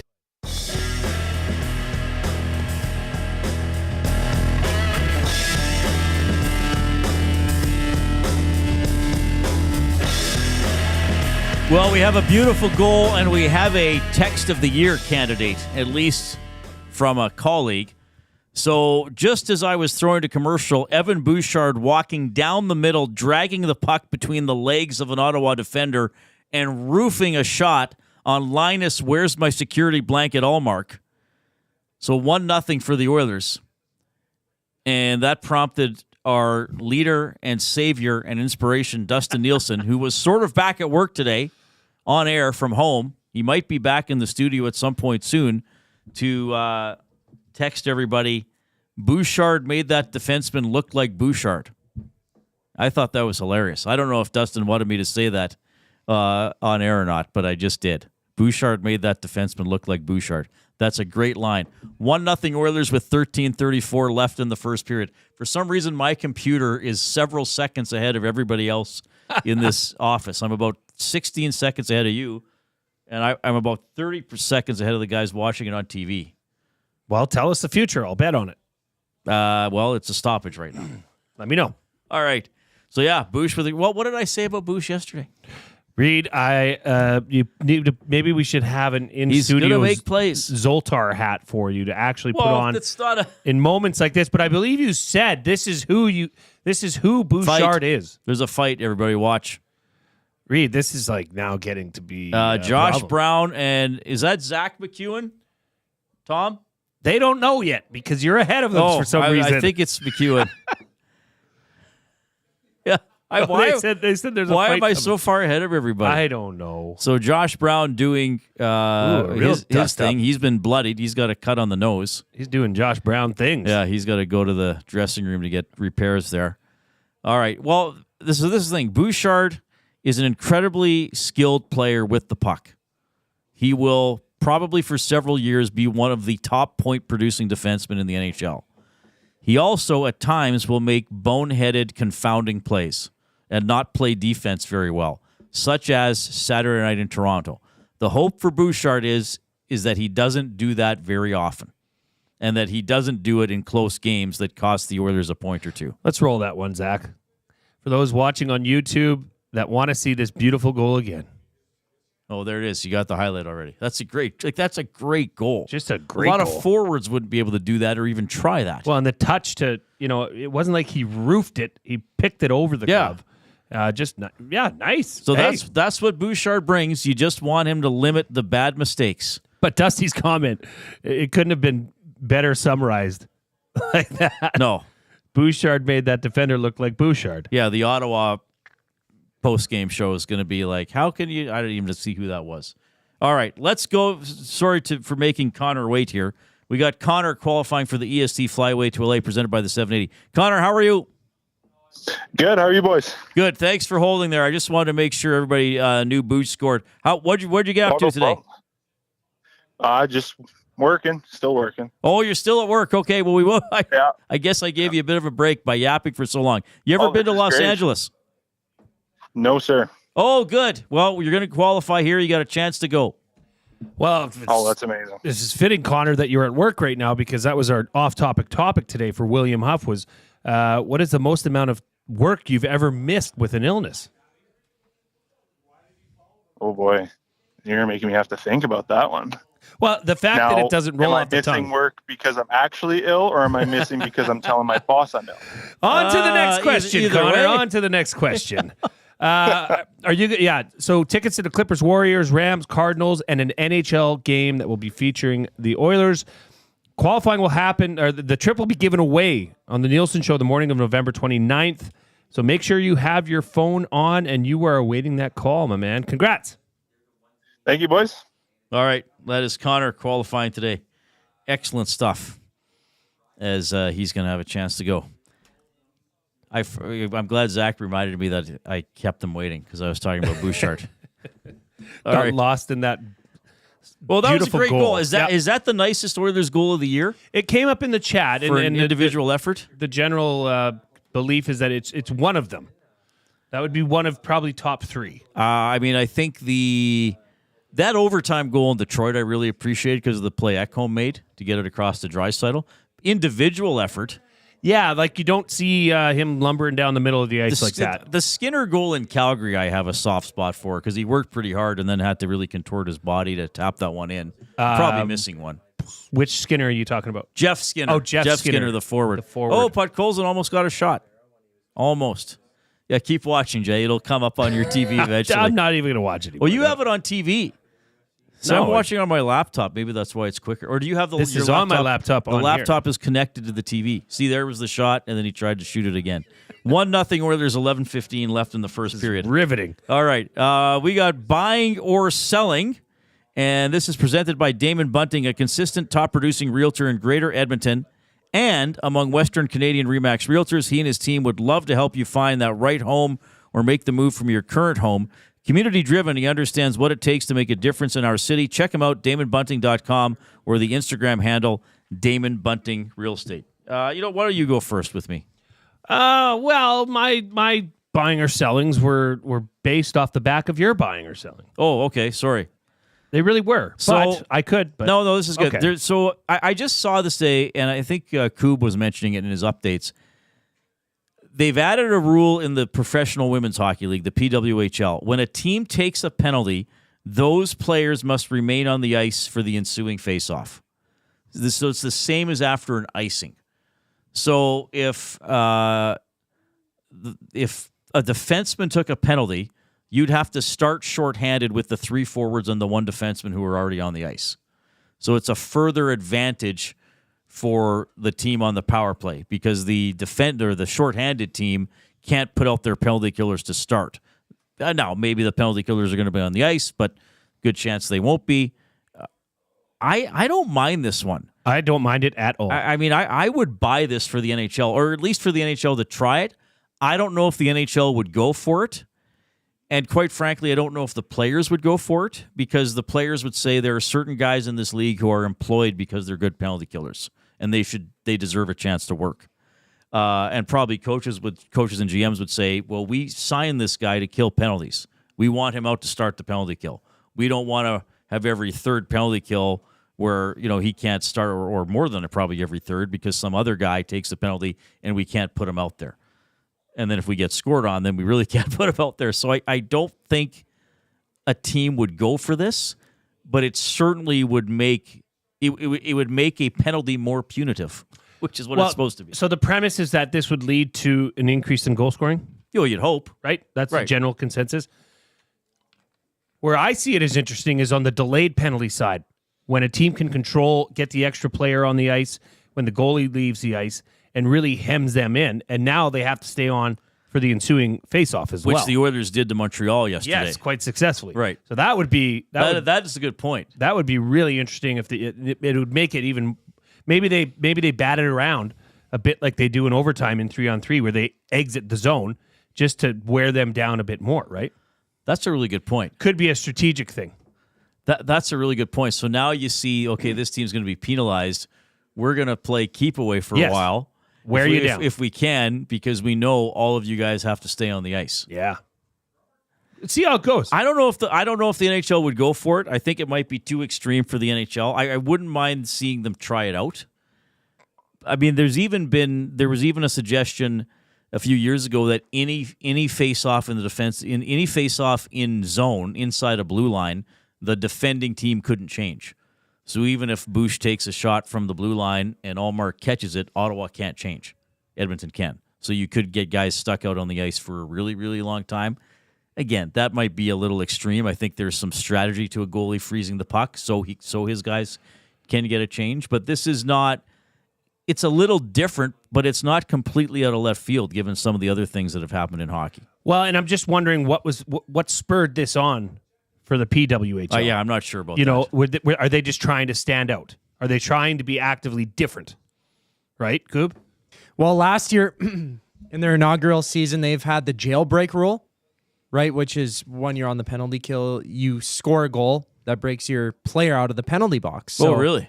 They're trying to do something a little bit different, make it more exciting. And that was one of the big reasons why I tuned in when I did. And seeing this rule when I was making my sports updates, I thought that I want to watch it more now because it's a different product from the NHL. They're trying to make themselves different. Sure. So you would try and attract, different viewership. And I think that's something that's very positive for the game. Well, and there's not too many rules you can change, on a dime like that that you and I are both saying, oh, this is kind of neat. Right. This is interesting. This could actually change the strategic approach for professional hockey teams. Because they've already changed, in the NHL, they changed this a while ago, and in hockey, that if there's a penalty, the face-off is in the zone of the shorthanded team. So it used to be if I took an offensive zone penalty and then touched the puck, the face-off would just come outside the blue line. So it would be in the neutral zone. They changed it so now it's always in the zone of the shorthanded team, which I think was a good call. This would be pretty extreme, and again, especially if a defenseman took the penalty, because then you're starting the penalty kill with 3 forwards and a defenseman. Well, it gives you a reason to check it out, right? And perhaps it changes things 5-on-5, because then maybe defensemen are even less likely to take penalties because they know it makes it even harder to be shorthanded. We'll see. I think it's cool they're trying it. I'm generally for innovation. Like as I've gotten older, I've become less, well, that's the way it always is. Well, that's tradition. And I've become more, you know what, just try it. If it doesn't work, you can change it back. If it's enhancing the game for the better, why not? And I think in hockey that more goals is better. Yes. Right? Well, speaking of rules, Reid, I wanted to, pass a couple by you here for buying or selling for Damon Bunting Real Estate. Buying or selling that second serves in tennis are rewarding failure.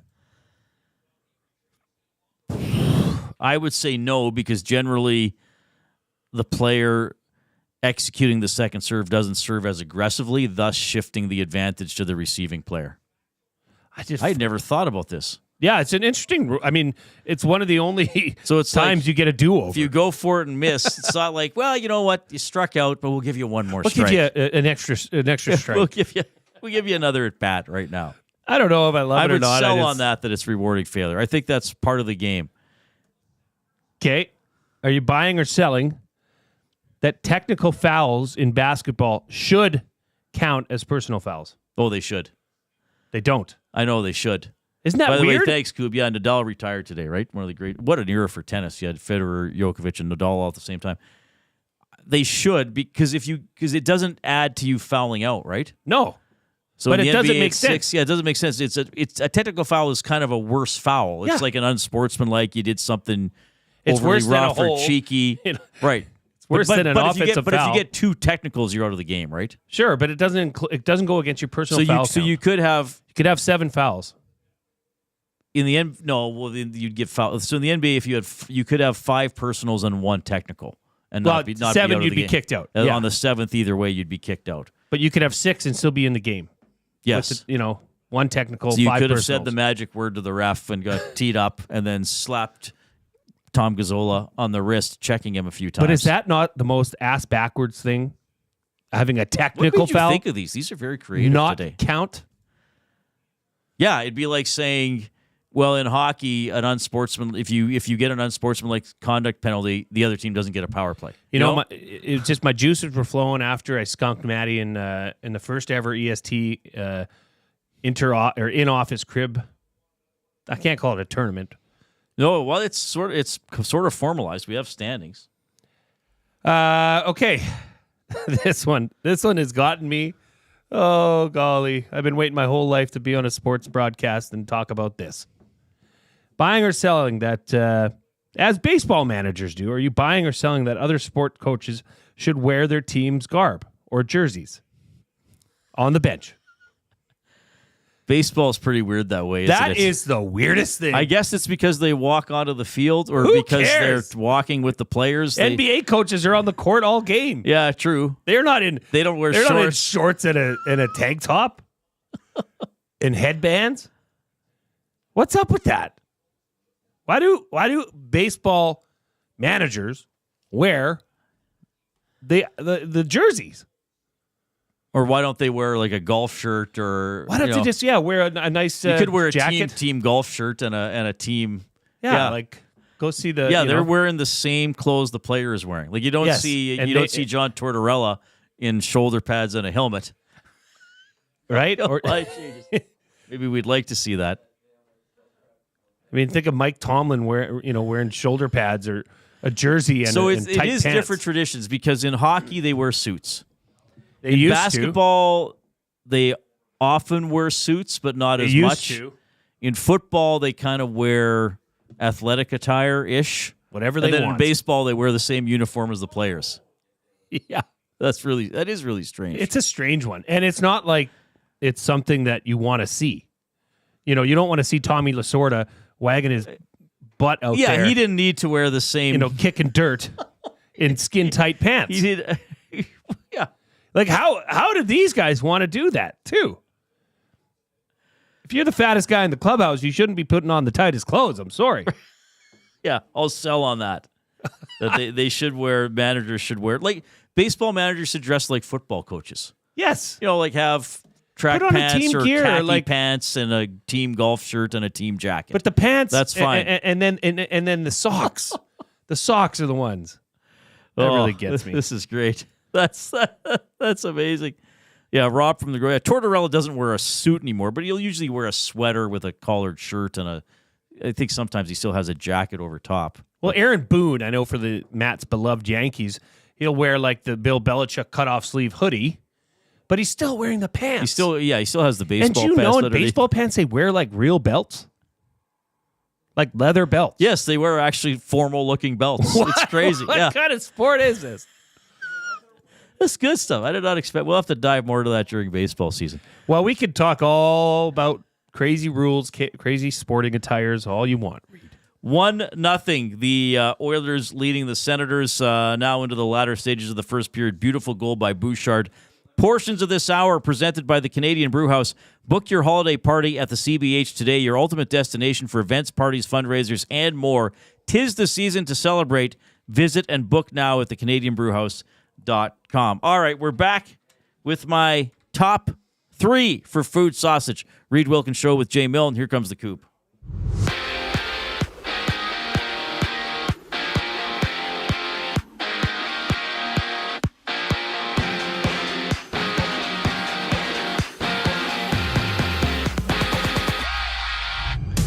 Evan Bouchard has the only goal in the Oilers game as they lead against the Senators 1-0 near the end of the first. And elsewhere, the Pens are up by 1 over the Lightning near the end of 20 minutes. After that, it's the Wild taking on the Blues, the Panthers facing the Jets, and the Rangers meeting the Canucks with 7 games on tap. In the CFL, the Elks have named Ed Hervey as the team's newest vice president of football operations and general manager with an official announcement tomorrow. Tune into EST tomorrow with full coverage of the event and the press conference from Commonwealth Stadium. And there's 6 games in the NBA with the Cavs down by 6 midway in the second quarter. After that, we see the Nuggets play the Grizzlies, the Thunder meet the Spurs, and the Jazz on the court with the LA Lakers. Elsewhere, Rafael Nadal has retired from the game of tennis after Spain was eliminated from the Davis Cup. The 38-year-old helped Spain win the Davis Cup 5 times since 2004. And with Nadal's last official competition being in the Paris Olympics this summer. This sports update is brought to you by Sit and Sleep, where you can save big with their Black Friday sale. Get a queen-size Eurotop mattress with patented non-flip pocket coils, gel memory foam, and 5 comfort zones slashed down to half price for only $3.99. Find great deals like this and more for the rest of the month at Sit and Sleep. Shop Black Friday sales now at Sit and Sleep, and you can find them in South Edmonton Common next to Planet Fitness. After the break, it's the final segment of the Reid Wilkins Show with Jay Milne. I'm Zachary Kubish for your sports update. Ready for an unforgettable sports experience? It's the EST Fly Away to LA. Presented by the 780. Listen daily for the EST Flyaway keyword. Once you hear it, text us at 780-218-9999 for your chance to qualify to fly to LA. Round trip flights for 2, hotel and car rentals, all to go see Edmonton face off against either LA or Anaheim. Plus, experience the brand new Intuit Dome as the Clippers tip off against the Warriors, and top it all off with the Rams kicking off against the Cardinals at SoFi Stadium. This is more than just a trip. This is the ultimate sports experience. The EST Flyaway to LA, presented by the 780 and Edmonton Sports Talk. Your clear choice for Edmonton sports. You want the heavy hitters on your team, both on and off the ice. If you've been injured in a car accident, call the heavy hitters of injury law. James H. Brown and Associates, Alberta Injury Lawyers. With over 200 years of combined injury law experience, their precedent-setting lawyers are ready to help. Locally owned and proud Edmonton Oilers fans, James H. Brown and Associates wants to support you with their unrivaled experience, unrivaled results, and unrivaled commitment. When accidents happen, head to jameshbrown.com. Hey Edmonton, ready to take advantage of lower rates and better pricing? South Fort Chevrolet in Fort Saskatchewan has you covered. From rugged trucks to sleek SUVs. And with over 40 years in business, you can trust that you're getting the best deal on your new ride. As the proud title sponsor of the Nielsen Show, EST listeners can drive a little to save a lot with South Fort Chevrolet's transparent pricing and down-to-earth sales team. Visit us today in Fort Saskatchewan or online at southfortchev.com.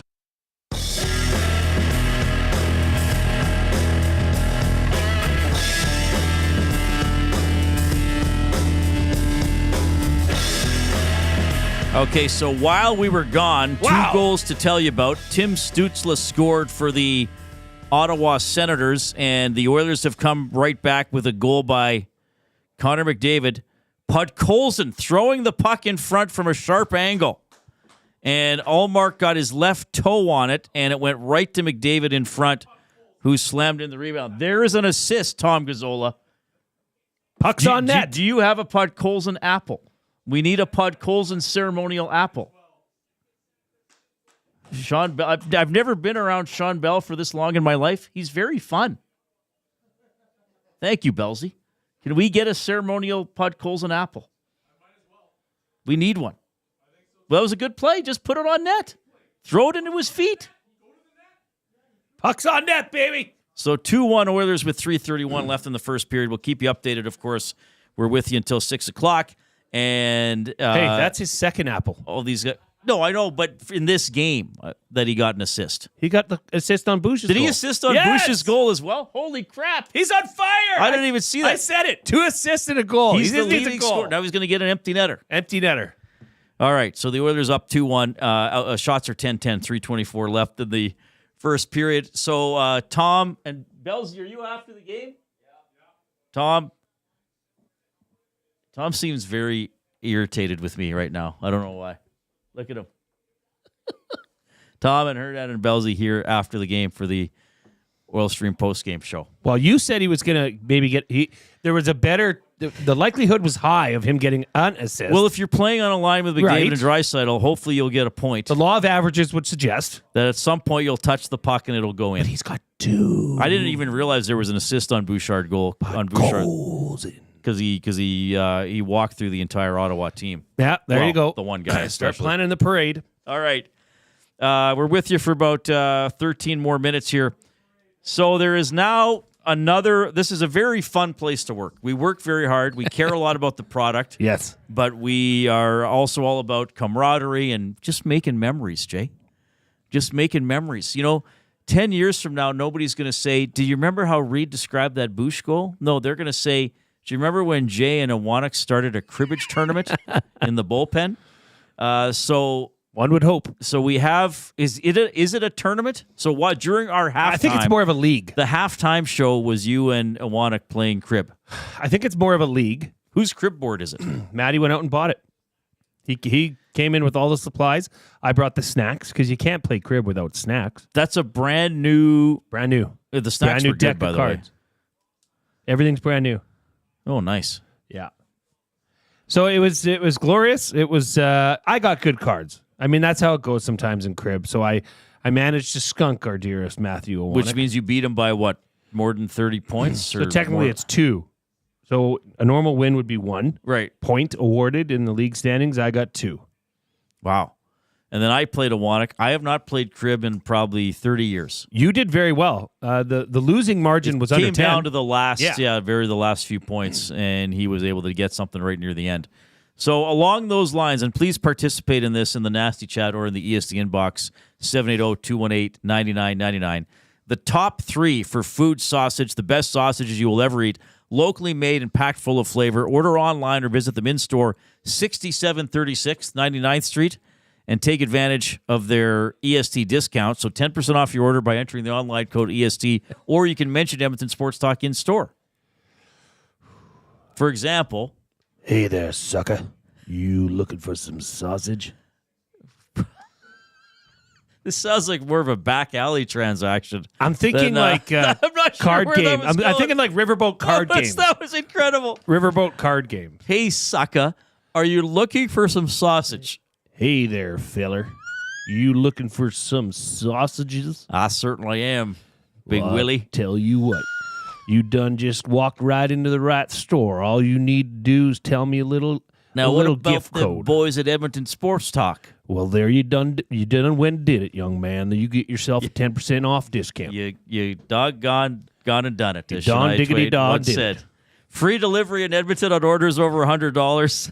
It's food sausage. The sucker was probably bad. You can't I had the Jonas Brothers on my That mind. first one was but hey, that's okay. It's a little We're- Booker T-ish. We're trying stuff. We're Oh, live. We're doing it live. That's what we got to do. We got to do WWE style, like where you could be. We'll like, do that next time. Yeah, do okay. that next. By the way, if you are on YouTube, thanks for having us on. Give us a thumbs up so we can drive those totals nice and high before we go.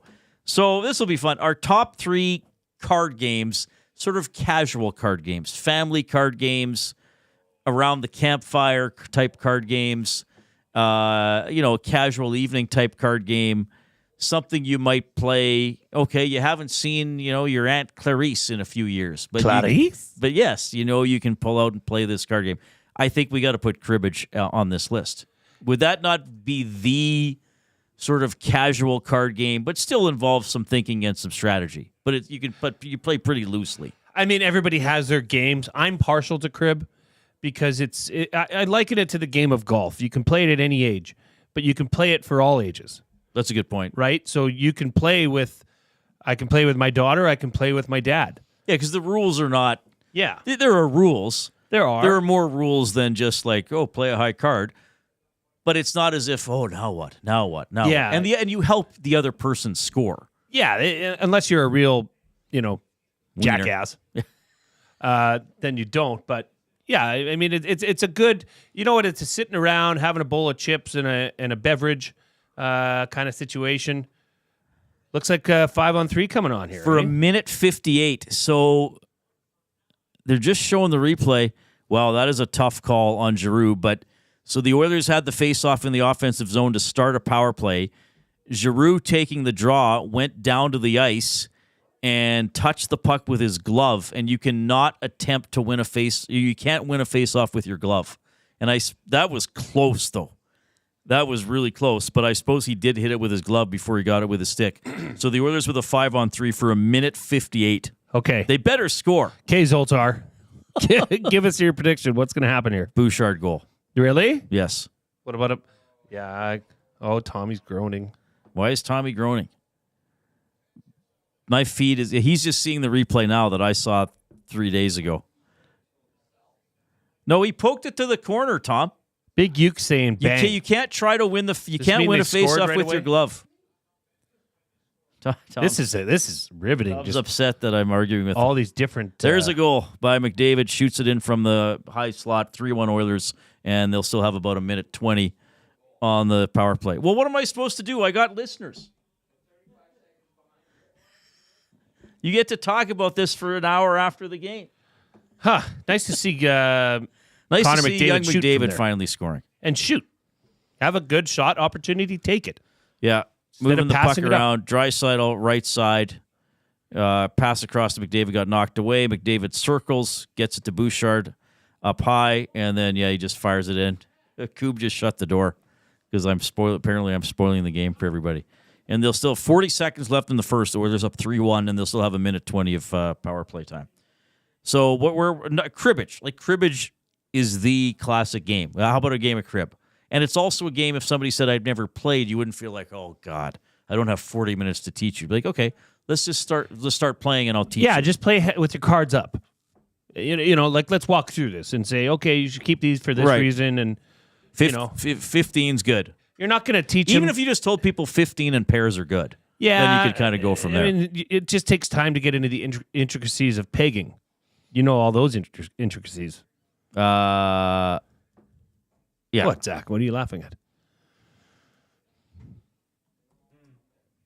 Pegging's a big part of the game. Big part. Lots of holes. Lots. Gotta fill them up with pegs. I would say, all right. That's an incredible shot by McDavid, by the way. Now they just showed it from ice level. He put it short side through a screen, but it almost got blocked. He did not have a. Here's the replay coming up. I feel bad. Look at that shot. He had to get it under the defender's hand and inside the goalpost. Like, see, Tom, what I'm saying? It was barely inside the goalpost. Hey, I'm sorry for spoiling the goals, buddy, but there's probably 4 or 5 people listening right now. They deserve to know. I love you, buddy. It's Tom Gazzola. Hey, what's your favorite casual card game, Tom?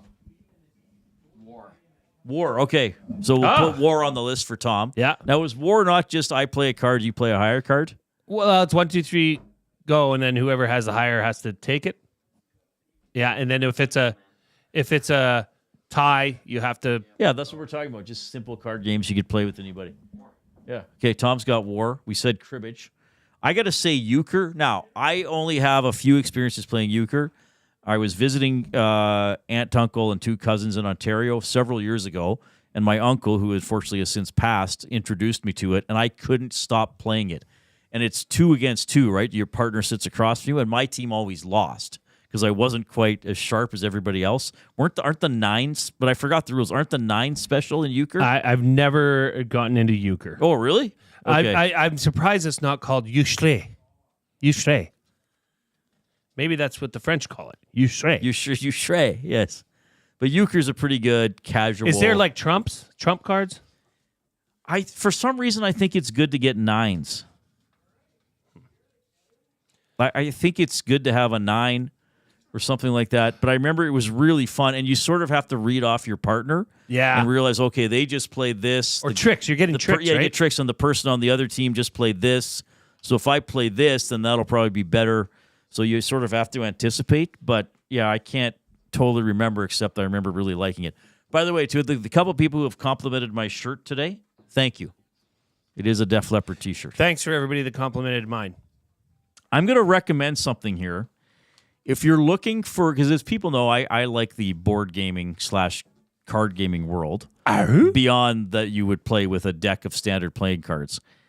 If anybody's looking for a great 2-player game, and it's relatively inexpensive, it would be around $20. You could get it at a gaming store or probably even at Walmart or someplace like that. It is called Lost Cities. Oh, the 9s are bad. The Jacks are special in euchre. Thank you, Rip City Step. He's probably listening like, Reid, what are you doing? No wonder you lost. There's a game called Lost Cities, and make sure you get Lost Cities, the card game, not Lost Cities, the board game. Lost Cities, the card game. It's an excellent 2-player game. The rules are not even a page long, but yet there's a lot of interesting decisions in it, and you can get really frustrated with the person you're playing against because they can do things kind of to upset what you're doing. And there's some really, like I said, good decision-making in it because you can do things that you think are going to help you, but then by the end of the round, they give you negative points. So you sort of have to think, okay, if I do this, can I do it enough to get positive points? It's called Lost Cities, the card game. Really, really cool. You should bring it in. Oh, I would bring that in. I'll teach you how to play. Yeah. Bring it in. I was going to say poker, but I think that's just a little too. That's not really a traditional card game that you just sit around with a family and play. Do people still like Hearts? Hearts, sure, yeah, why not? I don't know how this is going to work, but if I say asshole, I don't think that picked up. But a-hole, Right. That's a great game. I love A-hole. And my mom is actually listening. She sent me a text. She said, stop the bus. Oh, I don't know that one. Stop the bus is pretty much 31. But if you deal around the table. So, for instance, at the Milne family Christmas, we played around the table. Like 20 of you. So 30. Yeah, upwards of 30 because my youngest niece is 5 or 6. She can play. Okay. Because you just have to get 31 with 3 cards. And you can knock, and it makes everybody force and show their cards without even dealing. Oh, wow. So you get 3 tokens, and then so usually it's 3 loonies, and then you're riding the bus, and then you're out. Oh, I see. Okay. And then the winner gets a pot. Somebody says bid whist. The Big Uke says bid whist. Yeah. We'll have to talk more about this more. Shotsky Jerry says, I play euchre because I am Ukrainian. Fair enough. That's fine. The jacks are the trump. Yes, So it's the jacks. Do you take out the other face cards in euchre? I think you might. Yusha? Yes, in Yushe. Yushre. All right. We better go. Goof ups. I didn't know. I forgot that the jacks were special in euchre and the 9s are not. You were good. Coob was good. We have coverage tomorrow. Well, it's back at 6 a.m. with the Nielsen Show. What is it, 11:30 for the Elks news conference? So we'll have coverage of that and more conversation throughout the day as Ed Hervey taking over as the Elks GM. And, of course, reaction to the Oilers and the Senators. Edmonton up 3-1 after 1. 2 goals for McDavid and a beauty individual effort by Bouchard. On behalf of Zach Kubish and Jay Milne, I'm Reid. The Oil Stream post-game show with Tom Hernan and Belzy is after the game. So we'll be back on for that. Have a good night. Wake up with the Nielsen Show with Dustin Nielsen and Lieutenant Eric. Weekday mornings 6 to 9 on EdmontonSportsTalk.com.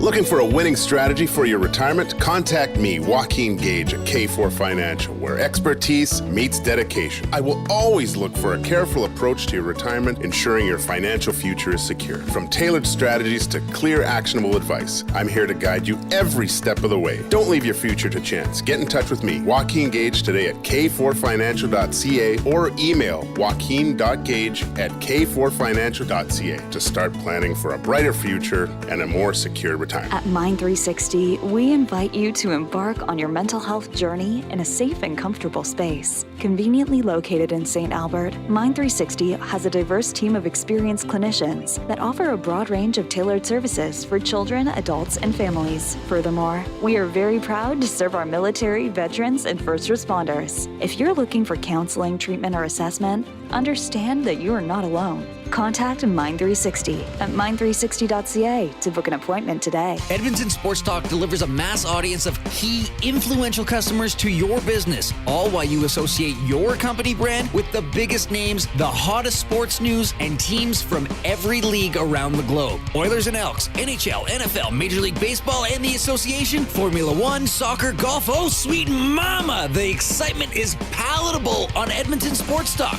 It's where fans go to get their sports fix and where our partners find the most loyal consumers. Contact us today and see how our team on Edmonton Sports Talk can score the biggest goals for your business. With various advertising options available, email business@edmontonsportstalk.com or head to our website and send a message at edmontonsportstalk.com. Get to know the winners, props, plays, parlays, and more with Nielsen and Hustler. Weekday mornings at 11 on The Lock Shop. Only on EdmontonSportsTalk.com.